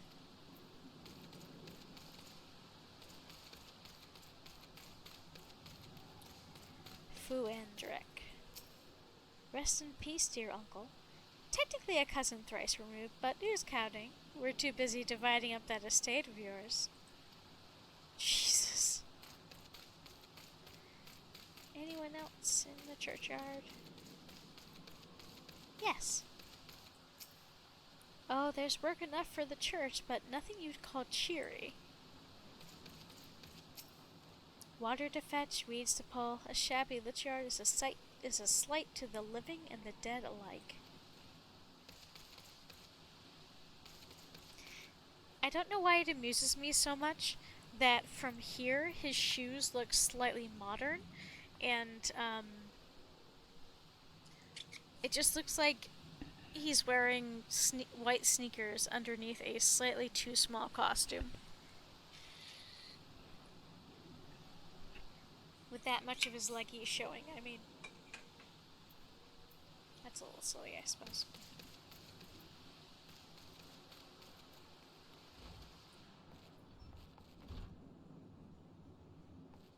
These beans have a really sweet little quest. My little sis was the only family I had left till the flux up and took her away, too. Weren't easy, but I brought her all the way here. Now all that's left is to put her to rest proper, like she deserves. And I believe you do get to work with this person. I'm pretty sure you get to help them with this. I could be misremembering. Iliad. So many tragedies have befallen us in recent years. The calamity, the primals. Alas, it is only within our power to shepherd the souls of the fallen and pray that they find peace in Thal's realm.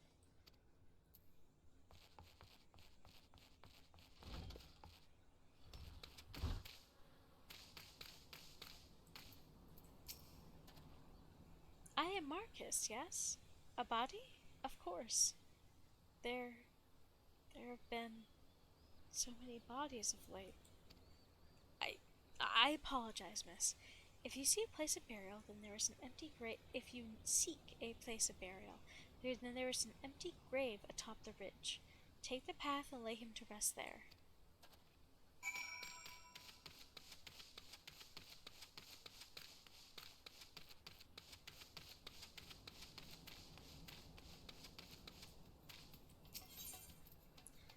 A dead body ready for internment. And suddenly you were playing Graveyard Keeper.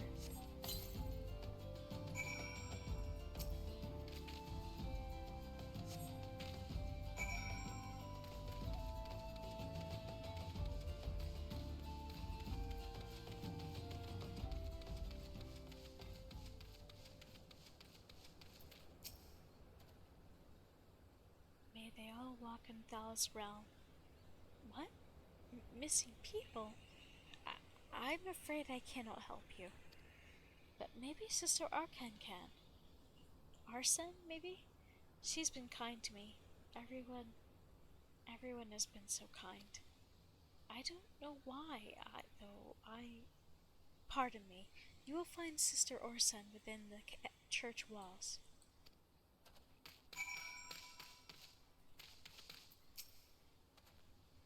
It's all wrong. I should have...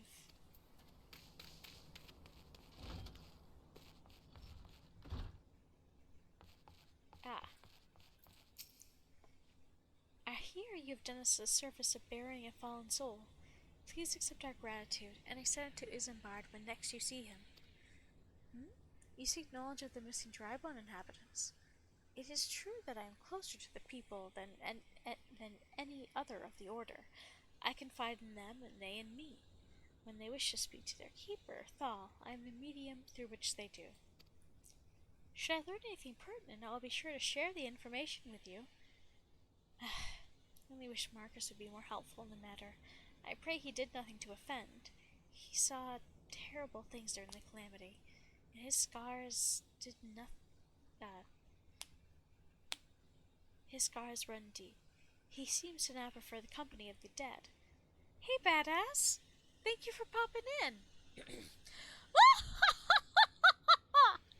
I hope your day's going well. While tragic, I fear such behavior ill befits the church. I received word not long ago that one of our recent visitors, a man named Thancred, I believe, took offense at his conduct. I must have words with Marcus, and soon. Alrighty. We've got an ad coming in 4 minutes, 45 seconds now.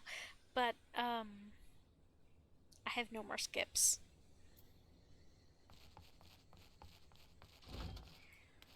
Alright, let's return to Drybone.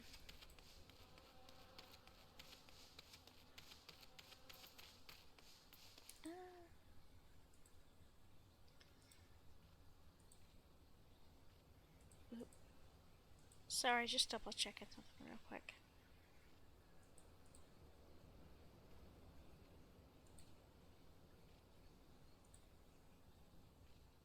Okay, sorry about that. Had to check on a thingamajiggy. It was okay. Work was a little irritating, but I think part of that was I was just really eager to be home.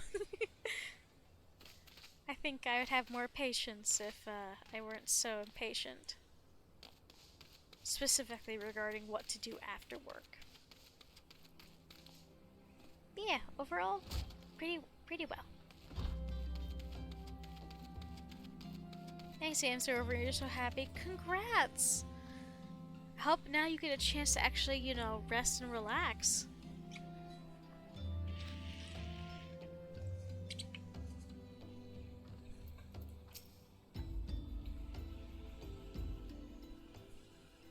Thank you, Momo. A burial is no easy thing, even when the departed is a stranger. Were you able to learn aught of the missing common folk? You've been keeping yourself rather busy of late, haven't you, Momo?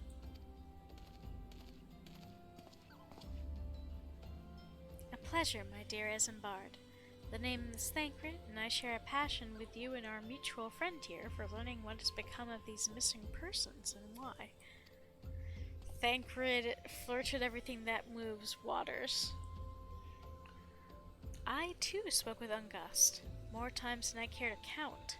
There seems to be some truth to this notion of the common folk speaking their secrets only to those in service to the gods.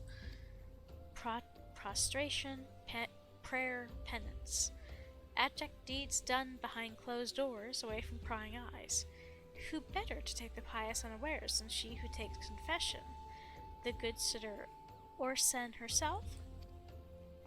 Orsen! She wouldn't. She couldn't. Even the most beautiful roses have thorns, my friend, and you would be wise to keep an eye to this rose. Still, the Lich Keeper Marcus. I'd swear to the 12 I've seen that face elsewhere before.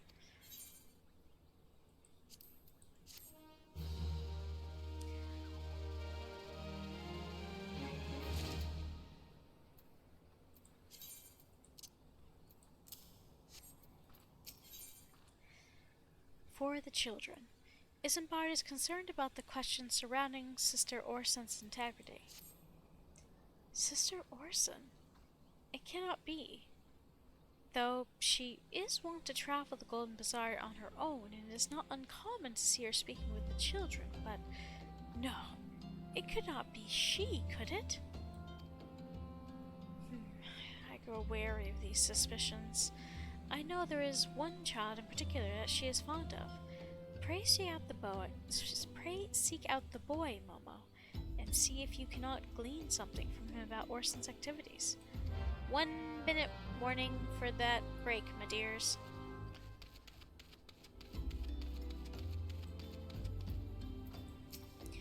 As soon as my girl is fit for travel, we're gone. This is no place for the living. Pretty chook. I don't know, there's something so cute about their big ol' eyes in 14. I can't wait to get my chocobo so I can show y'all my little buddy. My little Cornish hen. Ooh, and I've gotta figure out how to dye my bean, because I do like them different colors than the standard yellow. Keldrid's is orange. If I want them to match my theme, I would make mine brown. But do I want him to match my theme? Or do I want him to contrast?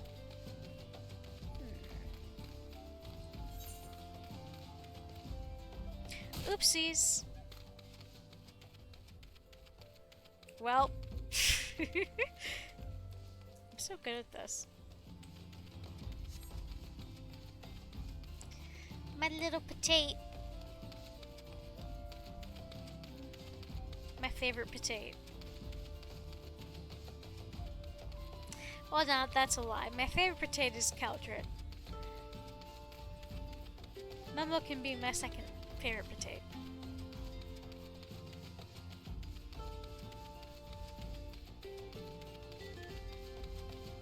Sorry for any like wild hand movement here, or camera movement rather.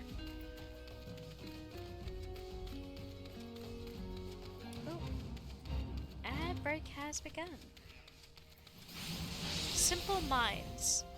A gang of mischievous imps fancying themselves footpads have taken to assaulting travelers passing through eastern Thanalan. Chase off the void scent and see the roads safe once more.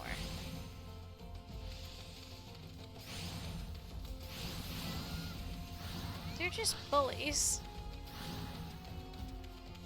I'm not participating in that because that's a level 17 and frankly I don't feel like it.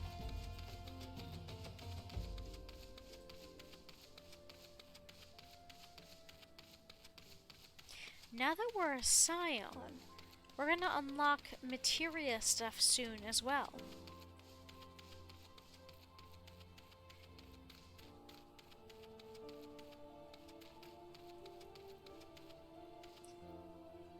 I knew she had a guilt to her name. And that silk tunic, she wiped it from the caravan. Ugh, I don't like gossip. Please help. Sister Orson went out all on her own and doesn't come back. She always reads to me right here about following the order and the other side. I told her I lost my shiny thing and she went looking for it. But what if the monsters outside hurt her? Please find her. I legitimately do not remember whether or not Sister Orson is working with the Amalja.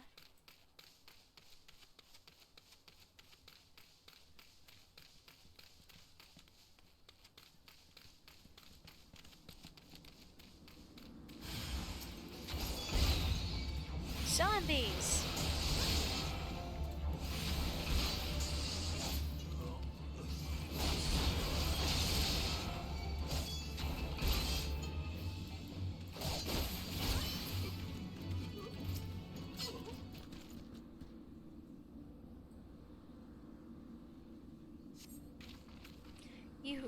You were the one from the church. Thank goodness you arrived when you did. It seems my gratitude is yours yet again. You spoke with the child?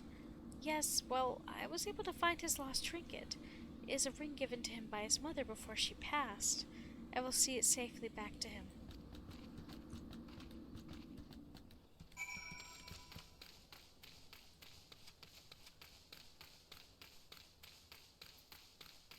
Whoop.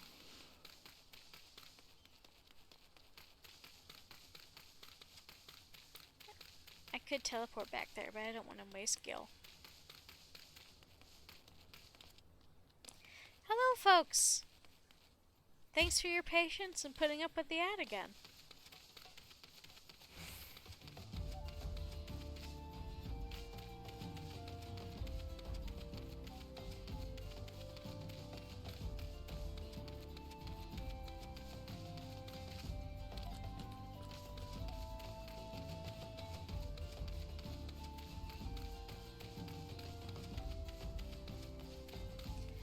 Like, thinking about it, like, how Drybone was built is fascinating. They basically just took a weird cavern and made a city out of it. And if that is not like the most legit human thing, I don't know what is. Sister Orson was attacked outside the Golden Bazaar. Had gods forfend. I will secure a room at the inn for her should she require any rest. searching for the mementos of orphans, and risking her own well-being in the doing, no less? Certainly not the dastardly deeds Thancred would have us believe.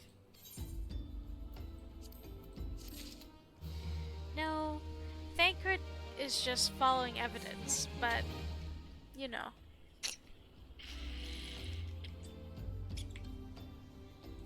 But there is no detective alive that without some sort of bias. Amalja, wrong places. Isambard seems to have a message for you from Thancred. I am well glad I reserved that in-room for Sister Orson. It seems that she received greater injuries from her attackers than she initially let on. Thankfully, she is expected to make a full recovery. But now, on to the matter ahead. Thancred came looking for you once he left. Once more. Wow, I can read tonight, I swear. He left word that he would be waiting at the Amalja encampment to the southeast. I pray the two of you are able to uncover some evidence regarding these disappearances.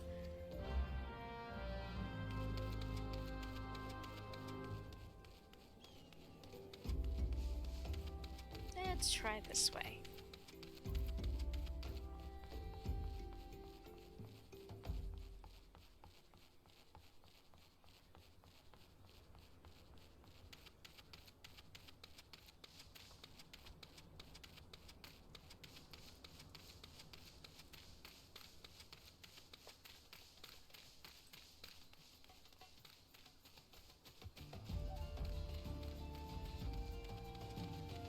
It makes me wonder, you know, the inn and some of the other, like, buildings down there. How much of those caverns were natural, I wonder?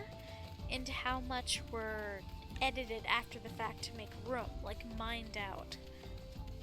I bet it must have been a mix, right? Like, there were originally caves that were roughly about that size, and maybe they roughed them out a little bit more? An Amalja unit has been sighted moving west, most likely to establish a new encampment closer to Ul'dah. The safety of the city stays at stake. Crush the beastmen and send them running back to Zanrak. Westward bound.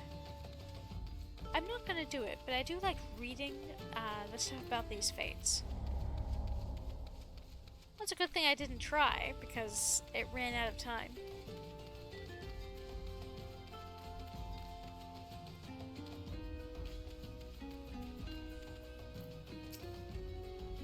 Ah, there you are, Momo. So good of you to come. Indeed, I've heard all about good Sister Orson.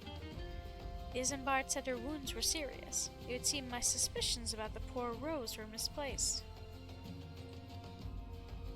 But false though they were, perhaps my suspicions were not entirely without merit. Whilst following Sister Orson near the Gold Bazaar, a band of Amalja caught my eye. I tracked them as far as this encampment, but, well, let us say that I would much prefer to keep my distance and remain here. This, of course, brings me to why I requested you, dear Momo. Would you be so kind as to take a look inside?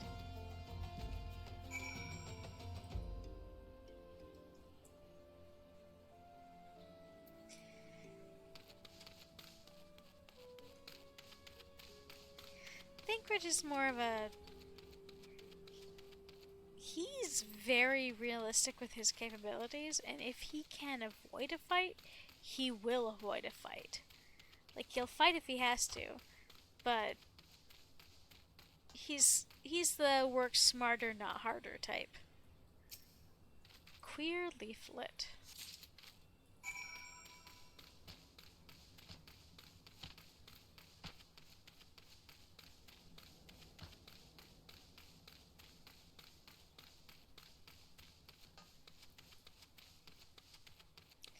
I've always wondered, these look kinda green.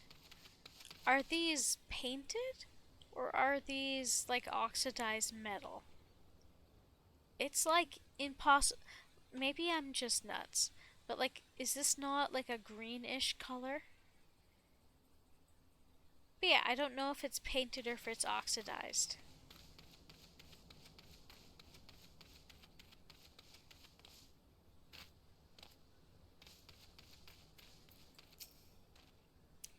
Did anything tickle your fancy? A strange slip of parchment found at the Amalja encampment in eastern Thanalan. This leaflet. See the wealth of Nald to the hands of your children. It looks to be some sort of assembly to provide the poor with work. Maybe you know what? I do have like night mode on my computer, so all the colors are warmer. So it could simply be that. But also, everybody's sense of color is slightly different, and everybody's monitor is slightly different, so it could be a relatively close color. The lettering, though, atrocious, is it not? And these bits about Nalthal seem somewhat less than studied. I find it hard to believe one among the Order penned this. Pray take this to the inn at Camp Drybone. Let us see what Sister Orson makes of it.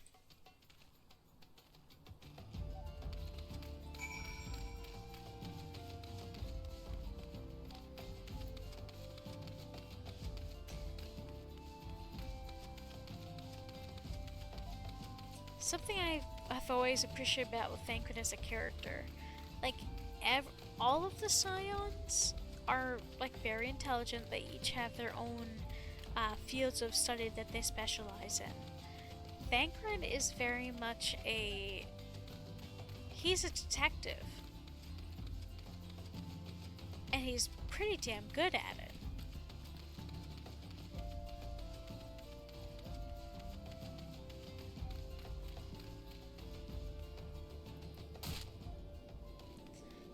There's a little while there where I never said this out loud to anybody, but in my head I used to call him like Final Fantasy Batman.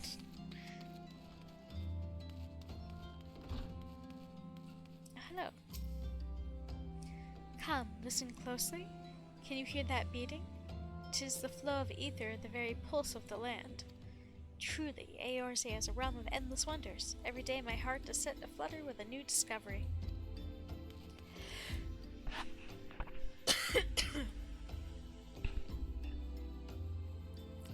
You're such a refined person that looks like you come from, Ishgard, but you're here of all places. Now, let us see what Sister Orson makes of this leaflet. My savior comes again. To what do I owe the honor this day?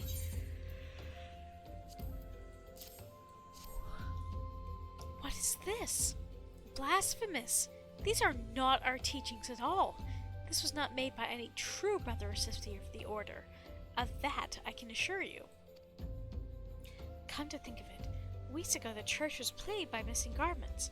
Could something be posing as a priest of the Order to deceive the people?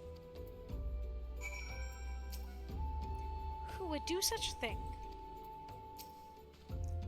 The plot thickens, Momo. Our culprit pretends to be a priest to lend credence to his deception. There's no doubt an irony in there somewhere. But I suspect we have a worthy adversary on our hands. I shall consider how best to handle this. For now, tell Isambard what we have learned here.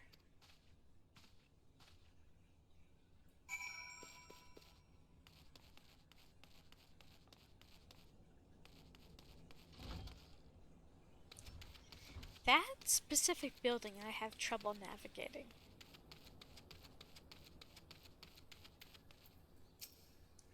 Posing as a priest? To think. These troubling notions aside, it is gratifying to finally... No.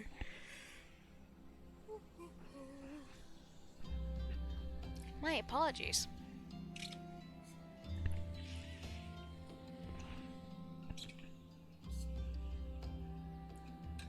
It is gratifying to finally be able to move this investigation forward.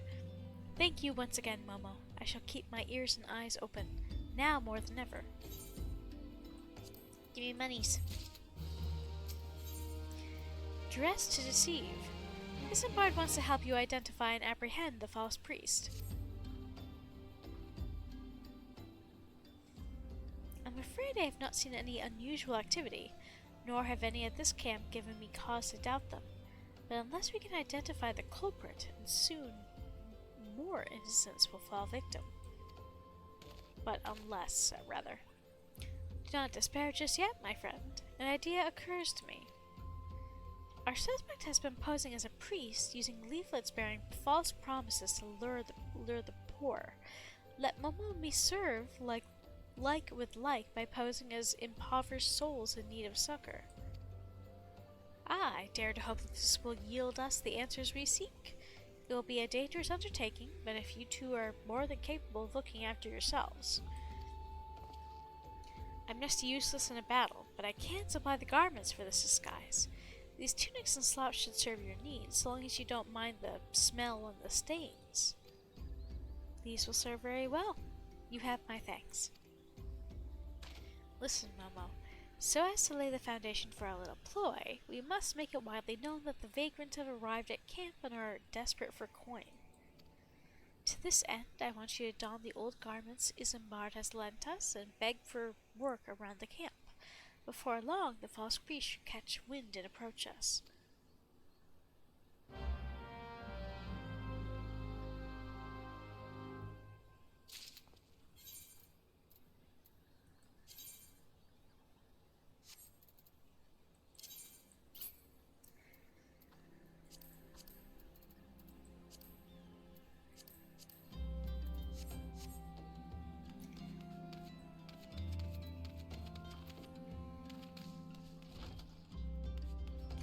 I'm pretty sure if you talk to them without, like, these garments on, the quest doesn't go further. Reading is good, madam. Is there an aught I might assist you with? Oh, I don't believe there is. I'm afraid our wares are very expensive. Maybe you should rejoin your fellows at the pond north of Sandgate. It's weird that they're trying to sell expensive shit here. Like, in this area that is both very small and very full of refugees. I preach the teachings of Azamia, the warden. Hast thou come to partake of the honey of her wisdom? Azama, is keeper of the sun and goddess of inquiry. All is laid bare beneath the light of her divine countenance. Open thy heart to this light, needy child, and thou shalt want for naught till the end of days.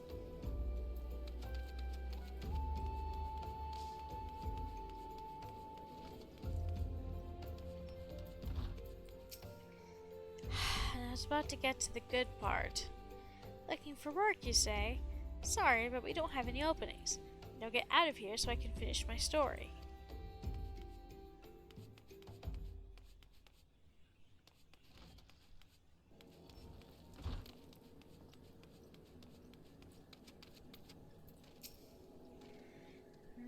And you are. Another refugee by the looks of you. The immortal flames have neither work nor coin for your like. Begone and see to it that you don't make a nuisance of yourself.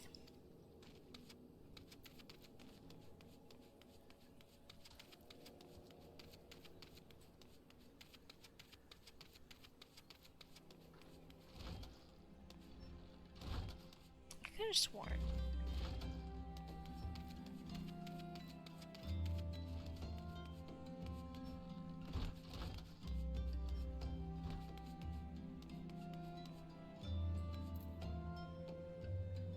I'm on the same level, or it would have an up or a down thingamajig, I feel like.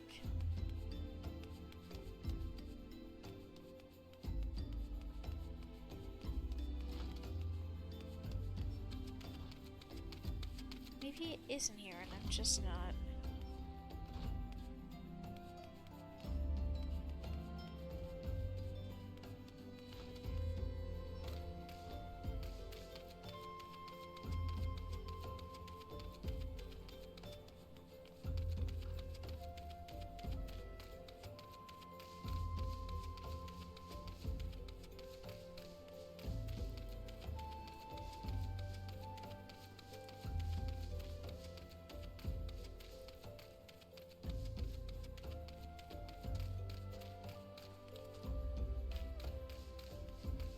No, he's up here.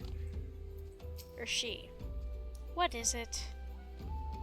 God, it's not again. Look, being poor doesn't give you the right to pester whomsoever you like. Why don't you keep with your own kind out by that muddy pond of yours at Drybone?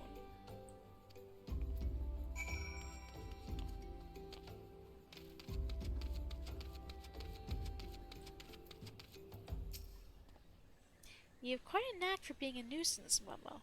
The camp is abuzz with talk of newly arrived vagrants. And though we were unable to attract our wayward transgressor, we were able to learn that the poor have a commune by the pond north of Southgate, to the east of here. The eyes of the authorities do not reach that place. Rather ideal for spiriting away hapless souls. Let us go there and wait for the kindly priest to come and offer us aid and comfort. Needless to say, you'll need to remain in disguise.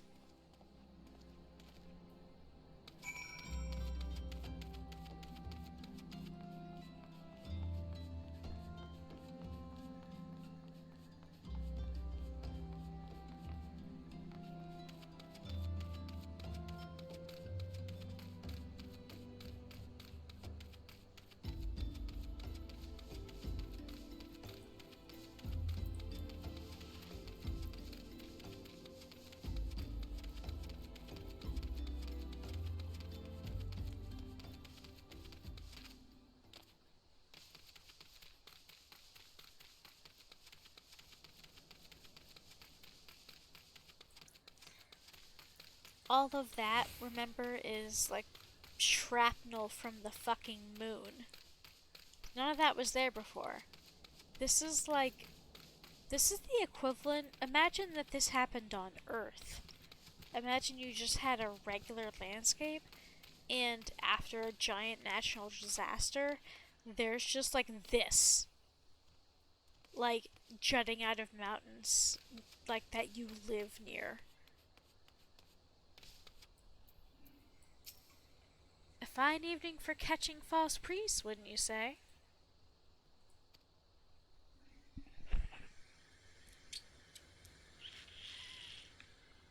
Sorry, excuse me.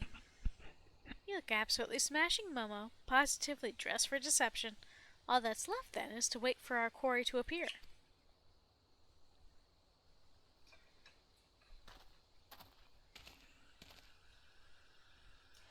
Oh, you poor unfortunate souls. This is no way for men to live. No way at all. Who are you? What do you want? Be at ease, child, for I mean you no harm. I am a priest of the Order of Naldthal, and I come to offer you succor. This leaflet bears the teaching of Nald. Trust to them, and they will set you free from the shackles of penury.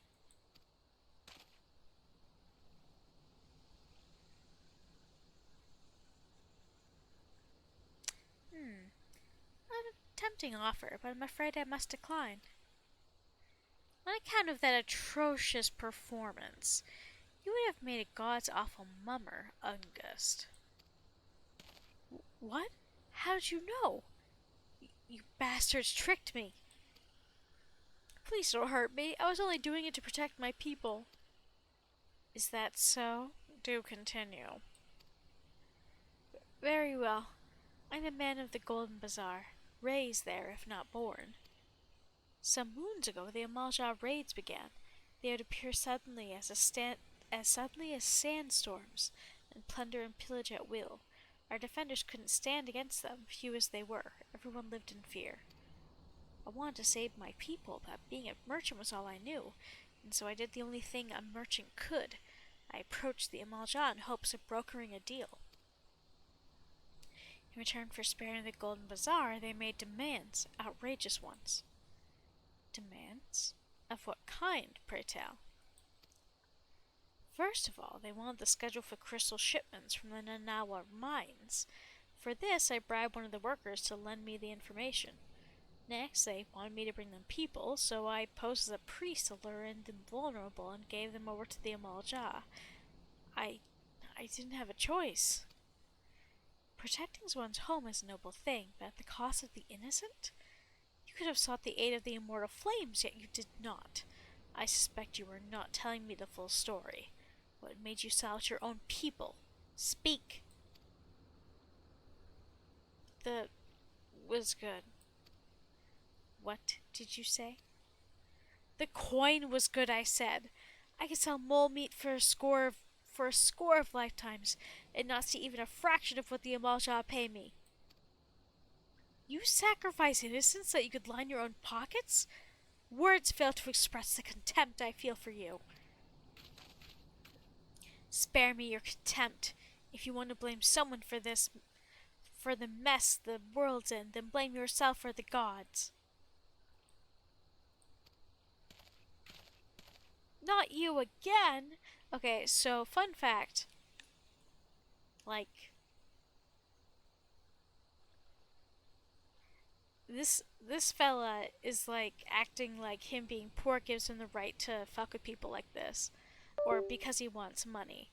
And I feel Thancred of all people would be pissed off by this, because he grew up homeless and he had to steal, but he never killed anyone. Were you the one leaking the Immortal Flame's patrol routes to the enemy as well? Spit it out. No, I know nothing about that, I swear. At this stage, I'd rather disinclined to believe aught that leaves your mouth. But no matter. There'll be time enough to learn the truth. Momo, be a dear and take word of these developments to Minfilia, would you? I shall prize everything I can out of this filth. The abductees are still somewhere out there. Our foremost priority is to rescue them. Jackwagon.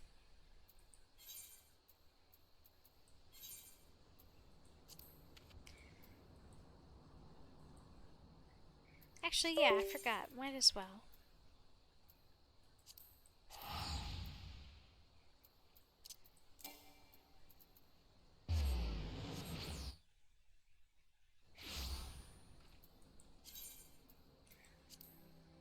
I should... Next time I'm back in one of the big cities, I gotta make my, my retainers. And I already chose names and appearances for all of them.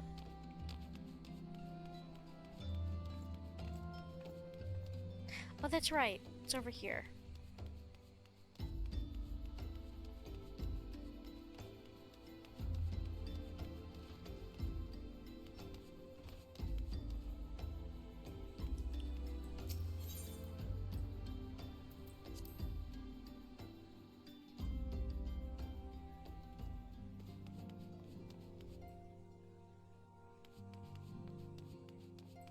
Stola. Our organization, the Science of the Seventh Dawn, was formed through the... Okay, so that was what she'd said when we talked to her in the big circle space. The office. Don't mind me, lass. I'm just here to deliver a shipment. Now, where should I tell him put it? This is... If you start in Old Da, I'm pretty sure this is the gentleman you ride in the wagon with. The person in the wagon is a reoccurring bit, regardless of which starting point you, you start with. Okay, yeah, all their dialogue is the same then. They say that those of us who have seen the dream are chosen, and that we have within us the seeds of greatness, that we could be heroes. Even me, an Alamecan half-breed, cast out when his mother could no longer stand the sight of him. A half-breed who once took to banditry just to eat. I am sure I'm just brimming with heroic potential. The robberies and disappearances. The Imolja are the most likely culprit, wouldn't you agree? Then again, this is Thanalan. One cannot discount the possibility that moneyed interests are involved. I mean, she called it. Yeah, so this boy has Garlean blood in him. Can't say I'm surprised. Everyone knows what happens when a city is sacked, even if the bards choose to omit that part. But Ehrenwald shouldn't be pitied. boys like him have a clean slate, an opportunity to write their own story, free of the ties that bind the common man.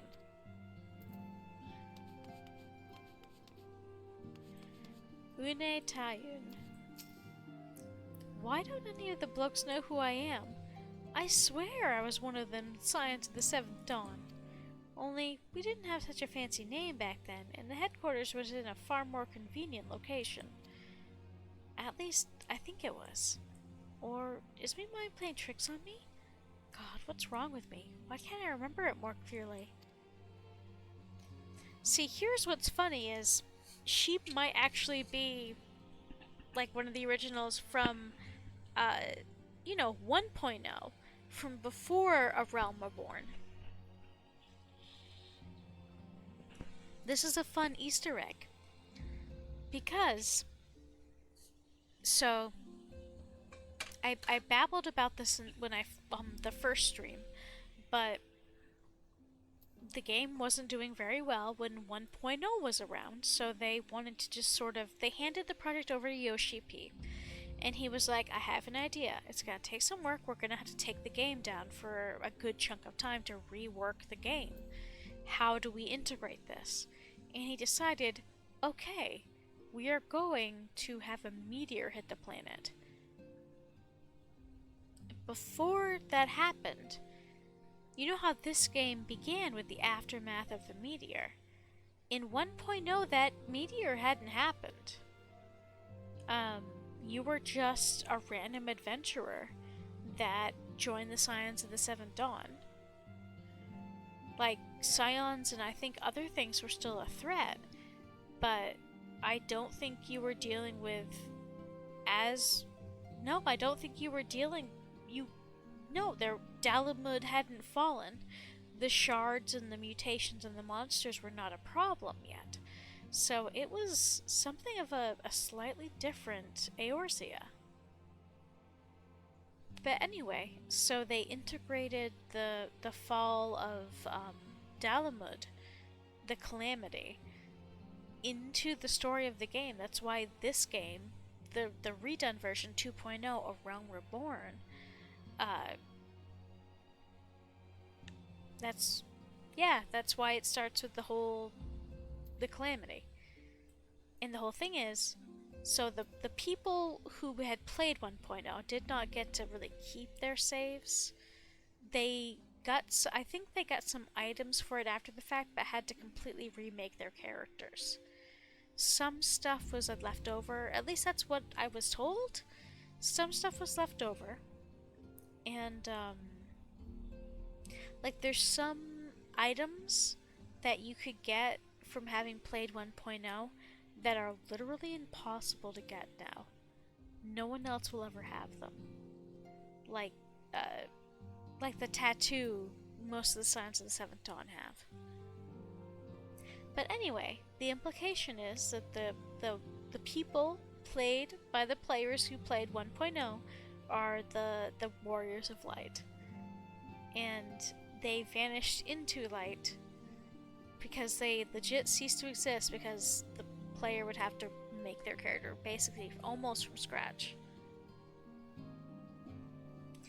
Anyway, the whole thing is to make this work on a meta level or a lore level. No one remembers what the Warriors of Light look like, and their memory about what happened, that involved the Warriors of Light, is very blurry. It's a convenient plot point, and it's delightful to see it in an NPC, in actual dialogue.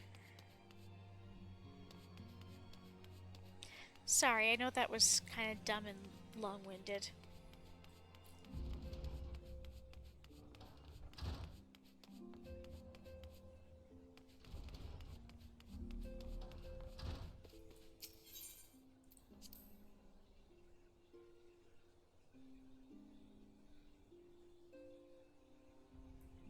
Philia!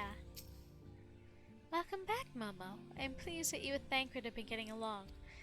I see. You've done well to uncover the truth. My thanks for the report. As Thancred said, we must ascertain where the abducted were taken, and none but the Amalja know the answer. Suffice it to say, they will not willingly part with this information. I fear blood will be spilled before all is said and done.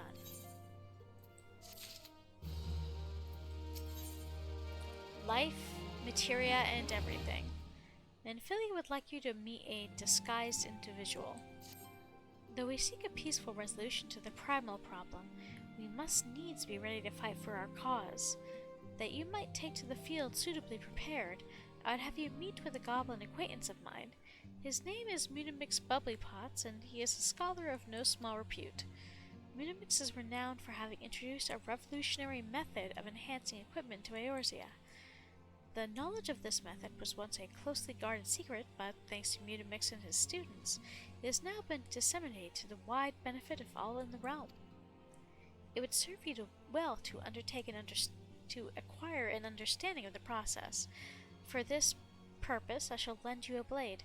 Take it to Munimix and bid him use it to demonstrate his craft to you. Munimix is ever to be found at his camp in central Thanalan, a place known as the Bonfire. Look for the pillar of smoke and the way will become clear. I'm glad they kept this as part of the main storyline, because if this was a side story and a side quest and people didn't do it, they would be locked out of a crucial, like a pretty important part of the game.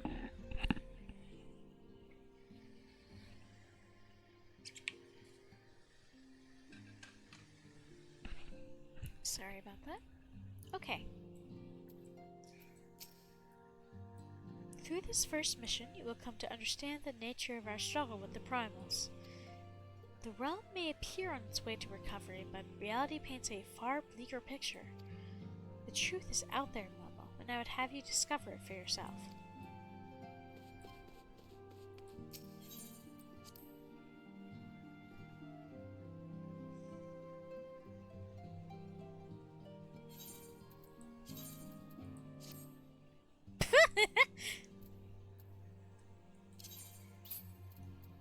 That's up. Yeah, I guess we might as well wear these now, but I'm not gonna look at them. It's too goofy. The other hat I was wearing only gives extra XP when you're level 25 and below, and we are now level 29. Once we hit level 30, I don't care where we are in story, I'm teleporting back to Gridania and doing these two Lancer quests that have been saved up now. Ooh, what is this? Nedrick Ironheart. Hello, Halatali. Oh, it's a mission! Nedrick of the Science of the Seventh Dawn has some useful information he wishes to share. Hail there, adventurer. I'm Nedrick Ironheart, an explorer by trade and a scion by allegiance. And you, my friend, look to me, an adventurer in need of a challenge. I happen to know just the place that will offer it to you. Tucked away in a corner of eastern Thanalan lies Halatali, and it is there that you will find all the excitement you crave. The place boasts a storied history. It was built some 100 years past as a training ground for gladiators. The calamity laid ruin to it, though, as it did most things. Now, Halatali is a shadow of its former self, but in the dark of that shadow lurk wild beasts, both bloodthirsty and beyond count. For one such as yourself, I dare say that there is no place finer than Halatali to test your strength and refine your techniques. Indeed, I've taken the liberty of passing your name along to the Flames who oversee the place. Should you visit, speak with one Fafa Joni near the entryway.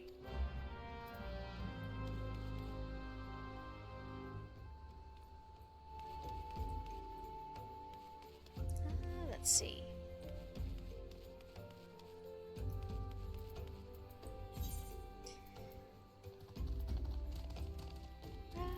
Well.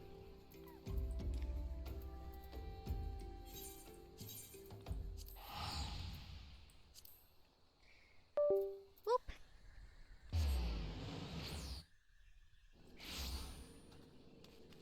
Okay. The goblins, there's so many different peoples in this game that speak in confusing ways. Come to think of it, almost every beast tribe has some sort of, like, I think every beast tribe has a way of talking that is unique to them.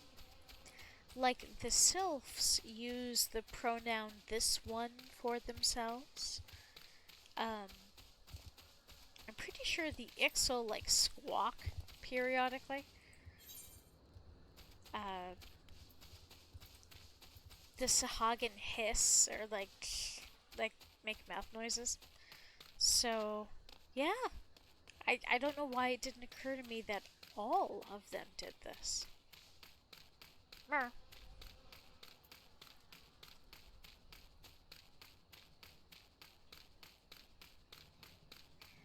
Coco Samu. Gathering catalyst is my specialty, but since they went and found a way to meld materia without it, stuff's become just about as useful as nipples on a breastplate. If you're still interested in learning about it, though, I'd be happy to tell you what I know. What is a catalyst?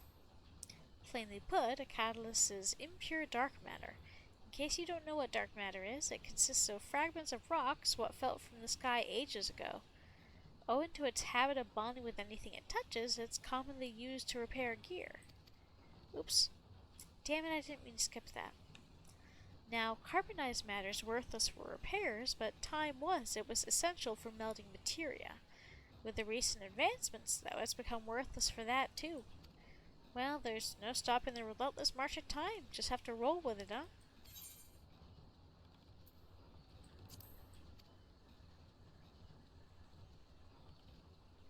I think this was what I had missed.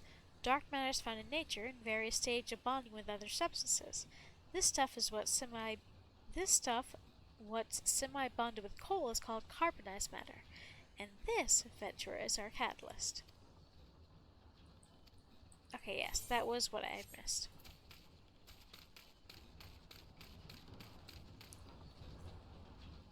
Oh.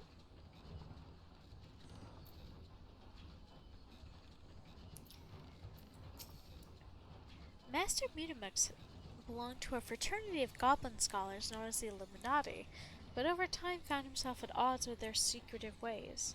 Believing that it is through dissemination that science evolves, he betrayed his own people, taking us under his wing to pass along the secrets of materia. Her name sounds like a Pokemon. Phobas. Isn't there a Pokemon named something similar? Hubarton. Advanced materia melding is a highly unstable process. There must be a way to harness the stone's power without risking their destruction. It used to be that molding materia to gear was the only way to get halfway decent gear. It's not quite as crucial anymore, at least for standard content. For endgame content, you're going to want to meld a ton of materia and do an excellent job. That ain't me. Adkin. When Master Mutamix first showed me materia, he lit a fire within me. Imagine all the spiritual energy swirling around the realm, harnessed in physical form. What awe-inspiring power. Yes, I should become Master Mutamix's right hand and learn all the secrets of materia. Oh, you hear me? Hey, Mutamix! You sure about this guy? Come on, stupid thing. Swimbros. Okay, I definitely want to get this. This is about extracting materia. Forging the spirit. Swimbros wishes to disseminate the secrets of materia creation. What would you say if I told you that inanimate objects can possess a soul? They can, believe it or not, although the soul in question is not their own, but that of their owner. Through faithful service, the arms and armor that we use come to hold our spiritual energy. Thus, we do form a spirit bond with them. This spiritual energy can be drawn out and converted into materia, a special kind of crystal that can be attached to gear to enhance its properties. I am well versed in the ways of materia extraction. If you wish to learn more about the process, it would be my pleasure to teach you.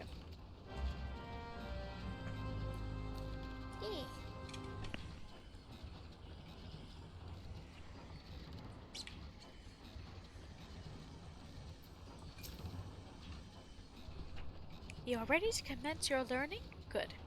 As you will have gathered by now, materia is a crystallized form of one's spiritual energy.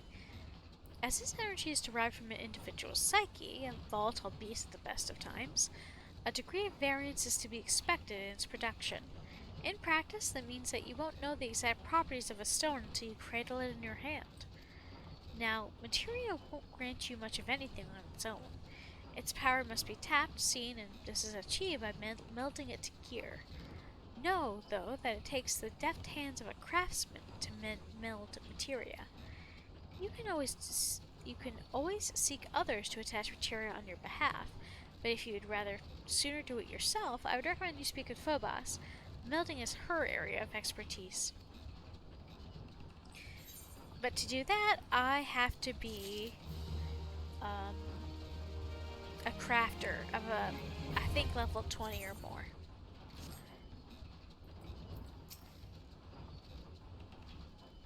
Master Mutamix was an inducted brother of the Illuminati, a goblin fraternity which has long been the marvel of the scholarly world. The knowledge they possess rivals even that of the Charlians.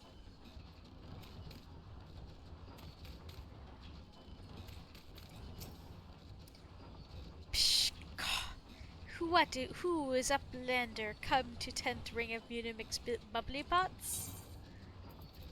This plain dagger has absolutely no defining characteristics, except the hilt does smell quite nice.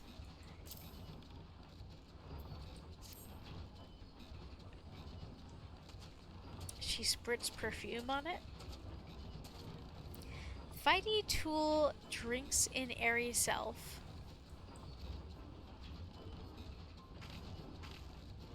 When full of airy self, Fighty tool changes to stony shine. Name of materia. If materia join with other Fighty tool, then big eyes. Fighty tool gains power of airy self. Mutamix is reckoning that Uplander is friend of Minfilia.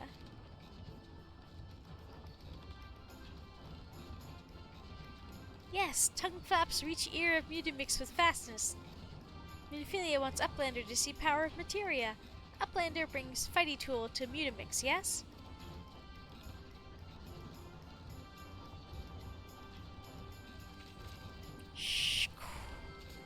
Fighty tool is unstrong as eating tool.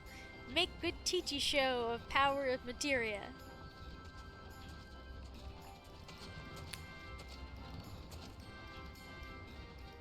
The materia master.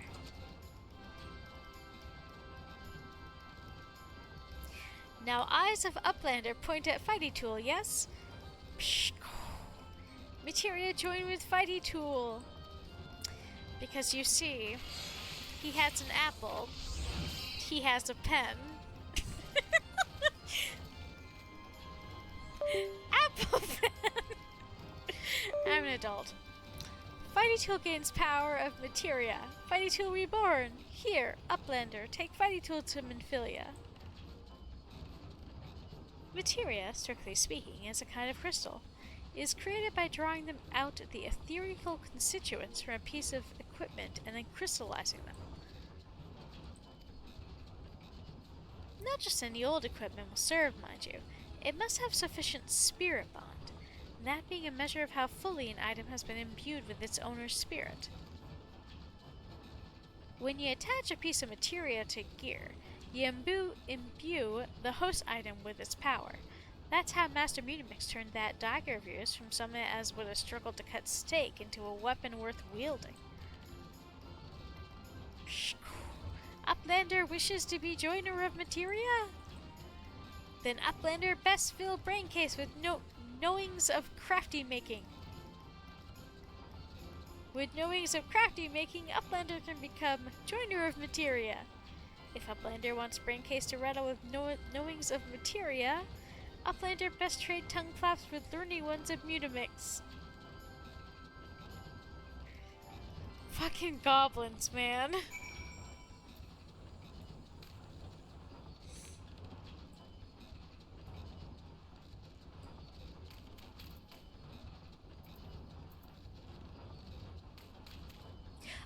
Did it... Okay, so did I learn extract? Yes, I did. Excellent.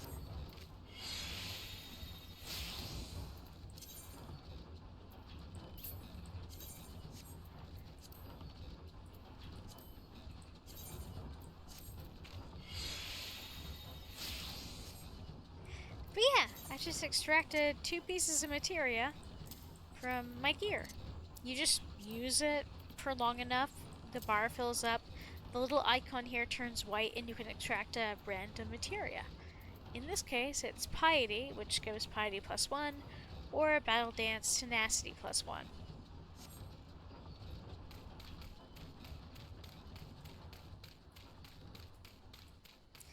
There's rough categories as to what you can get out of what. By which I mean, if you do extract materia out of crafting gear, you tend to get materia that works for crafting, and vice versa for gathering stuff.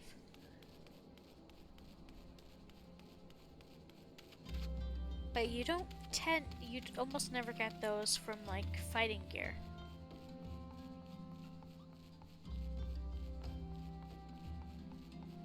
Instead, the various stats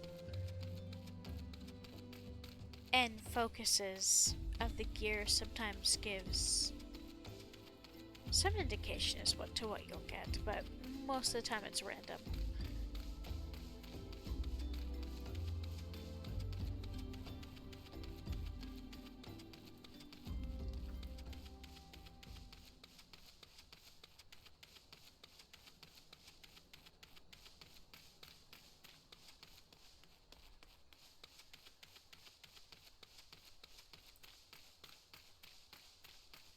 You know, sometimes I think about the fact that people are like, wouldn't the night sky look really cool with, like, Saturn's rings on it? And that is true, but something that occurs to me is that even if that was true, even if we did have Saturn's rings, if they had always been there, the odds are quite good that we wouldn't find them as beautiful anymore, simply because familiarity breeds contempt. I don't know, that just occurred to me. Whereas if we had never had a moon before, suddenly having a moon would be a new and interesting and amazing thing. Arl... How the fuck? Arl. Okay, that's his name. You're always on the lookout for new talent, what with the old talent getting mauled and killed. Proper training at a place such as this. Now, that helps. Oh, this is the hall, the training hall for this area.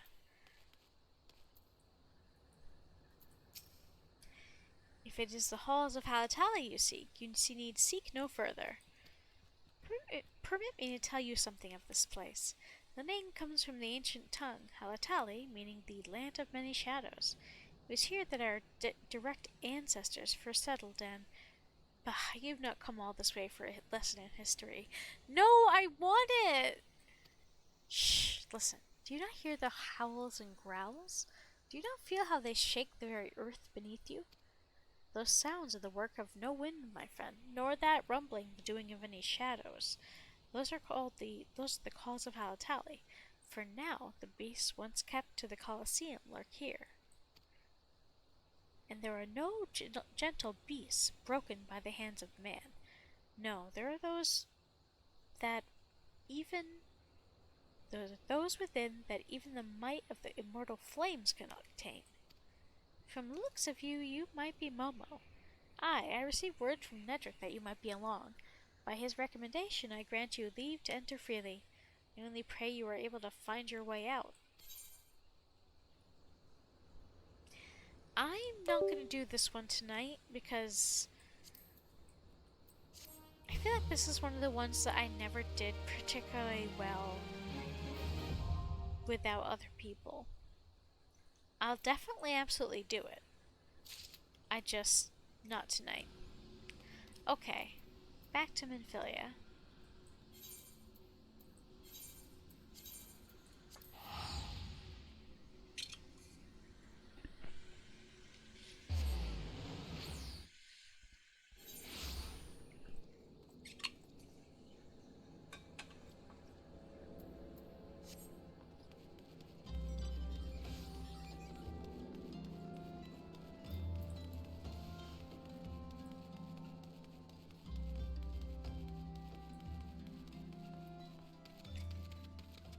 I must say, I look forward to getting my chocobo back. And I look forward even more to being able to fly in these areas. Though that will not be possible until after I beat A Realm Reborn.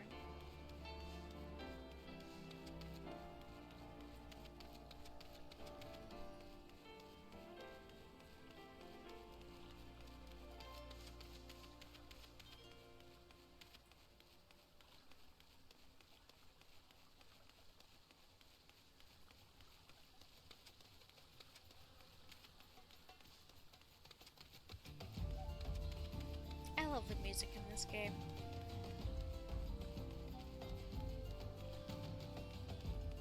Like even themes like this, there's just something so unique to them. It's just really neat. I don't know. I love the music in this game.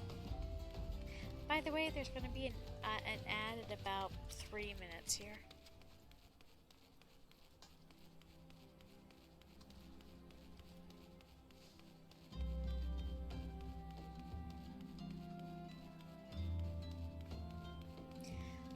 I forgot that Nedrick is kind of the person you speak with to unlock some dungeons.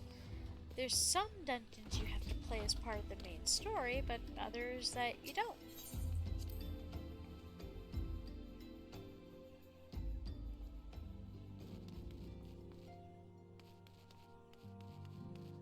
I am of the third shift. Okay.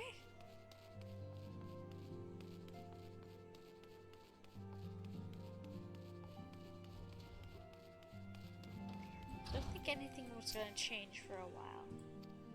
Yeah, no.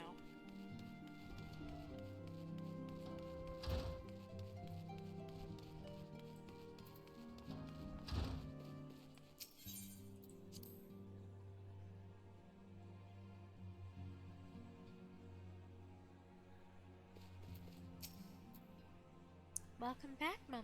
I trust your visit to the bonfire proved fruitful. A once ordinary dagger, now made special with the wonders of materia. Ah, what a remarkable difference a single piece of materia can make. Granted, the skills needed to manipulate the substances are not easily acquired, but one need only look upon the results to realize such efforts are worthwhile. As I am sure you are aware, the quality of one's equipment can be the difference between victory and defeat. Materia may well give you the edge you need, Momo, so make it your ally. Now, it is time we discuss the matter of your next mission. Pray speak with me when you are ready to begin. Now, this is new. This treasure chest did not used to be a thing. I'm almost certain. I could be wrong, but it's level 18 weapon. Mine's already better, so I don't think... Yeah.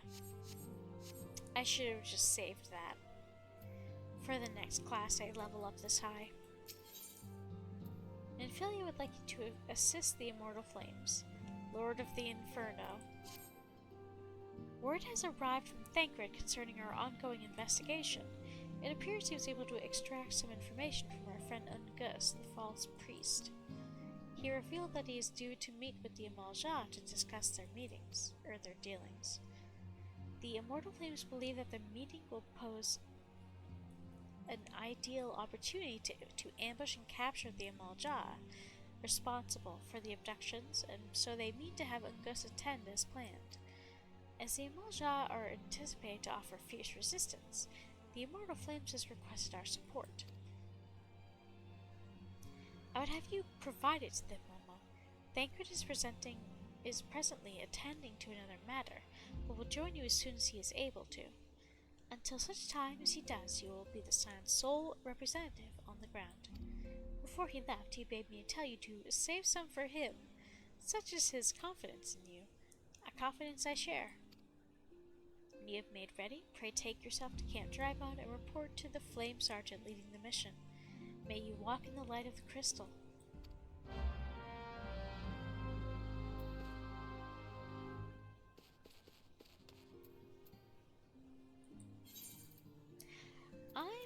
gonna take a sec.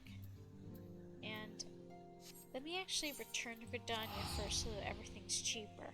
I would like to do the other quest on my thingamajig here.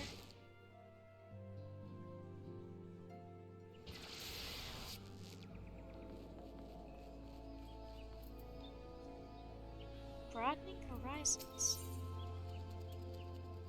Oh! Taimo will grant you passage through the White Wolf Gate. Momo, is it not? I've been following your exploits with great interest. You've served Britannia well, but I believe your greatest accomplishments are yet to come. It is with such lofty expectations that I would grant you passage beyond our White Wolf Gate. Take this pass and show it to Franche Monteau, the gatekeeper.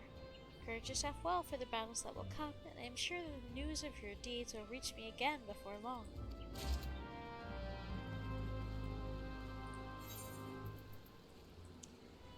I need to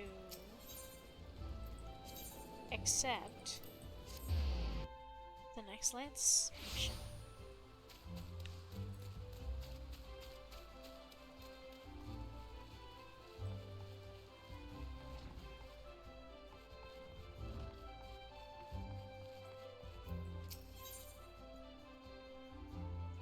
Questions and Lancers. Guildmaster Yerwain wants you to learn from other masters in the Lancer's art.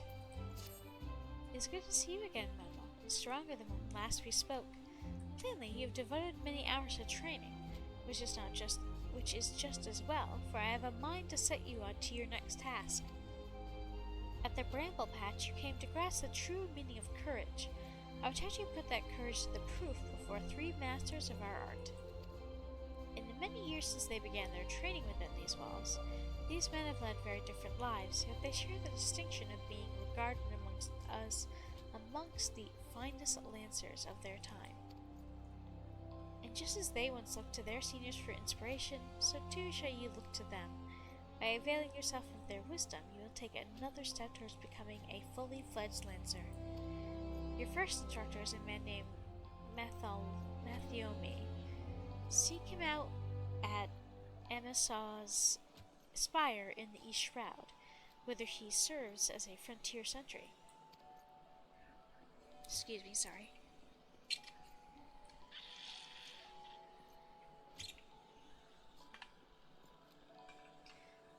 Sorry about the mouth noises. The long years of his post have honed Mathiomi's perception. No detail escapes the man's piercing gaze. Present yourself before him for inspection, Momo, and do as he bids you.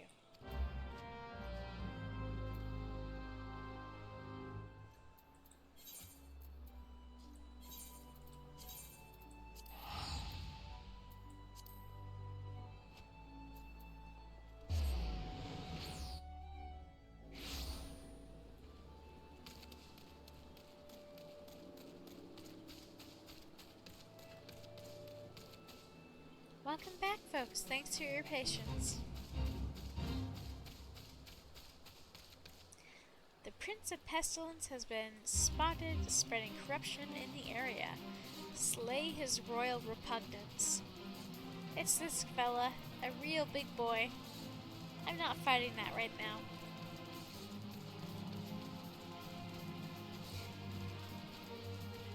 I can appreciate some good alliteration in the copy, though.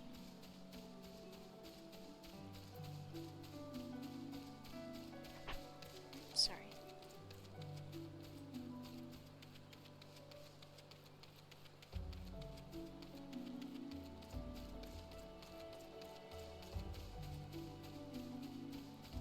Is that? Yep, that's another boss fate. I was like, that's way too big to be a regular beastie. Oh, that's a boss fate. Yep. The things we love destroy us every time. So it was with Father Lawrence, who was devoured by his grossly overgrown pet Ochu, which he named after himself. Slay the rampant creature, that the old farmer's soul might know peace. Lazy for you. So, yeah. Ugh. those ones are large enough that they are theoretically possible by yourself? Or are they? You know, I don't 100% recall. I know that there are boss fate enemies that require like a ton of people to fight. An example of that is the giant crab near Costa del Sol. I'm not sure if that was one of them or not. You must be the young lancer I was told to expect. Greetings and well met. I am Mathiomi, commander of the brave men and women of this spire. Now, let's have a good look at you. I see. You possess strength and skill in abundance. Of this there is no doubt. But you still want for experience. Oh, I don't doubt you've seen much and more. Mayhap you believe there is naught left out there to unnerve you. Yet the world is wide and only the gods can claim to know all. You must be assured that the legendary lancers of old faltered at times. No lancer nor any man can foresee all the possibilities, but he can steel himself for the unexpected. I'd have you do just that. Take this bottle of fresh spoken blood and sprinkle it at the foot of the great tree to the north. Doing so will lure out some creatures of the night, which you are to vanquish.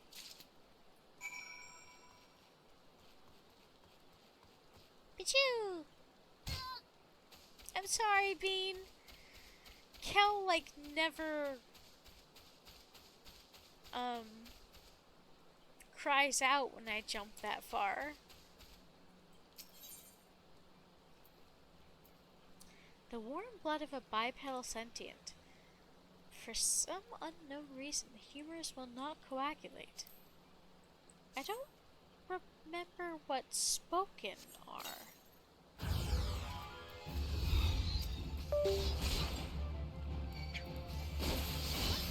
If they're like vampires?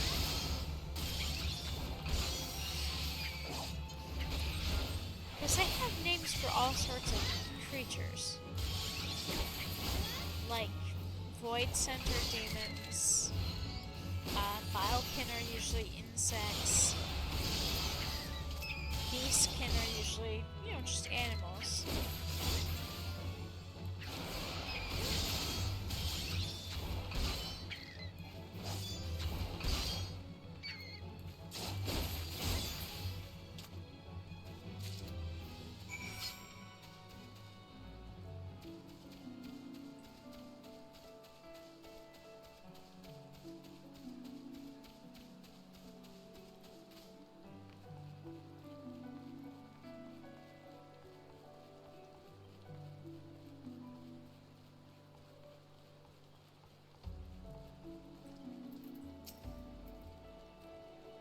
Welcome back, lass, and well done. I bore witness to your battle with mine own eyes. The blood bat bewilders its prey with its ceaseless flittering, which makes putting a spear into the beast an exercise of frustration. Frustration that may easily have given rise to panic. Yet, to your credit, you fought on resolutely, and thus emerged the victor. Yuane has taught you well, Yuane has taught you well, young one. You have a way to go, to be sure, but beneath those rough-hewn edges I see the makings of a great lancer. With my blessing, make your way to Buscaron Struthers in the South Shroud. It is there that your next instructor, Buscaron himself, awaits. The man has a unique approach to our art. Though it is a fair while since he hung up his spear, his words are well worth hearing. Indeed, lancers visit him as much for his counsel as they do his mead, good though it is. By meeting Buscaron and availing yourself of his knowledge, your lance work will surely improve. I thought I remembered that Buscaron was, did stuff and things. Where do I need to go? Oh, back. That's back in New Britannia. I don't want to go there yet. What? I've never attuned to Quarry Mill or Camp Tranquil? Oh, we're gonna have to fix... I'm sorry? Oh. This is just the same map. I was like, wait, there can't possibly be two spots in the shroud that I didn't attune to. Now, we are pretty close, so...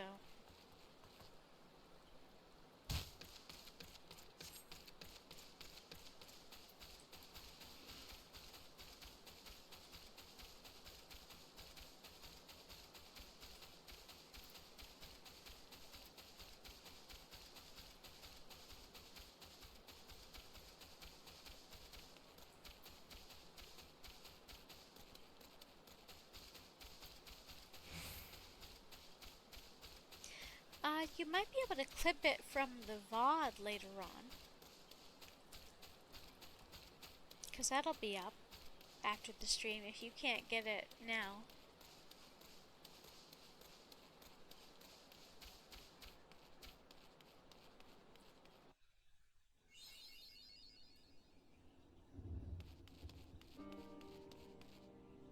Oh yeah, I don't think I ever spoke with these folks, did I? They say Montoy brew is an essential ingredient in many Redanian dishes.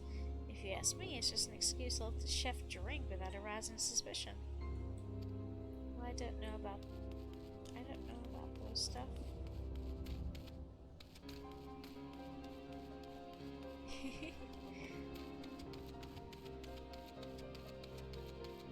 I don't really get the clip thing. It's still something I need to figure out how best to use, because I definitely make a lot of mistakes. Maybe my brain is a fraud. I understand. Let's see, what is... I should at least accept the quarry mill. Lev.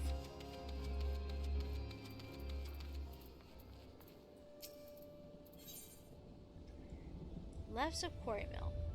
Niall, the Lev meet at Quarry Mill, is recruiting adventurers to undertake his stack of local Lev quests. Hi. Hello, I'm Neil. I work for the Adventurers Guild. Not looking for a job, are you? Of course you aren't. In any case, I'm contractually obliged to tell you that I have in my possession the details of such needful tasks as have been set forth by the residents of Quarry Mill and the surrounding areas, mostly involving the slaying of monsters and the procurement of goods. All in all, terribly dangerous work, or so they tell me. Should this idea appeal to you for some reason, I might add that I am required to assess each volunteer's chances of surviving said employment via the assignment of a similarly dangerous trial lev. Not put out by the thought of an abrupt and painful demise? Then please signal your intent to undertake this test. Trevenge. Oh no. A new underhanded technique involving a provocation of peaceful treants to create confusion during robberies is being employed by an increasing number of local highwaymen. What's worse is these angered seakin remain agitated long after the bandits have done their damage, resulting in a forest overrun with frenzied foliage. To ensure the safety of innocent bystanders, Stillglade Thane has concocted a special formula which, when sprinkled on a weakened treant, should calm the giant creature down. They now seek fearless volunteers to carry out the task. Very good.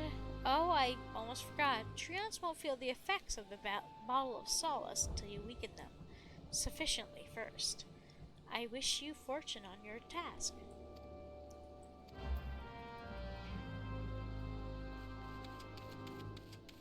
Oh my god, what the fuck? What is that's a mount? What the fuck is it? I've never seen this mount before in my life. It's gotta be something from Dawn Trail. Holy shit. Okay, give me a sec. I gotta get a print screen of this. Yeah.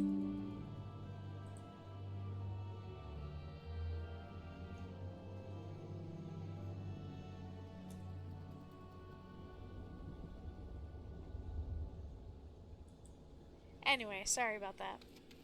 Okay.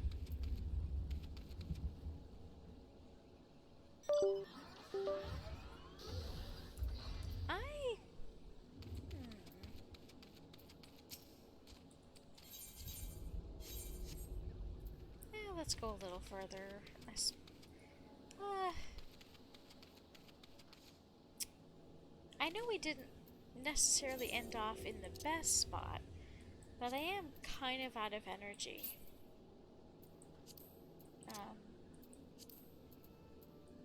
I'm sorry, I know it wasn't super long tonight.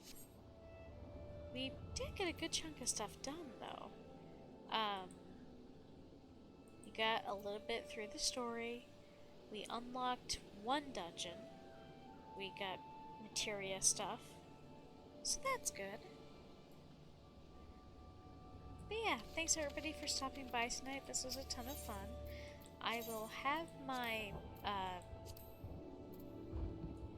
I'll try to have my schedule up at some point, Saturday or Sunday at latest. I do know that next Wednesday I'll be doing Tales from the Borderlands on Kit's channel again as a guest. Next Friday will probably be more 14. Next Sunday may or not be the Wallace and Gromit Power Wash Simulator DLC, which I'm gonna have to force myself to not play and wait to play with you guys for the first time. That's gonna be such a struggle. But yeah. Now let's see. Who should we say hello to tonight? Glitch Kitten is doing Sonic Unleashed. Zack and Sonic is doing Pokemon Brilliant Diamond Shining Pearl. Zinni's doing art. Do you folks have any preferences?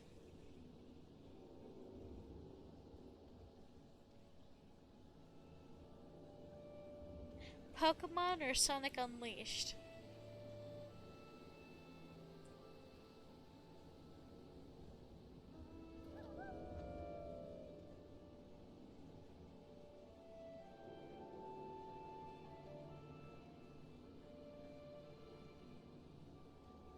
Pokemon? Sure. Alrighty, so yeah, in that case, I will send this over to Zack, who is a very sweet and earnest and funny little bean. Thanks everybody again for popping out tonight. This was a ton of fun. Take care, stay safe, and until we talk again, have a good one. Now, let's go say hi to Zack. Someday I'll make up a raid cheer. Today's not that day, especially not when my damn mouse. Okay. Good night, take care and stay safe, badass. Here we go!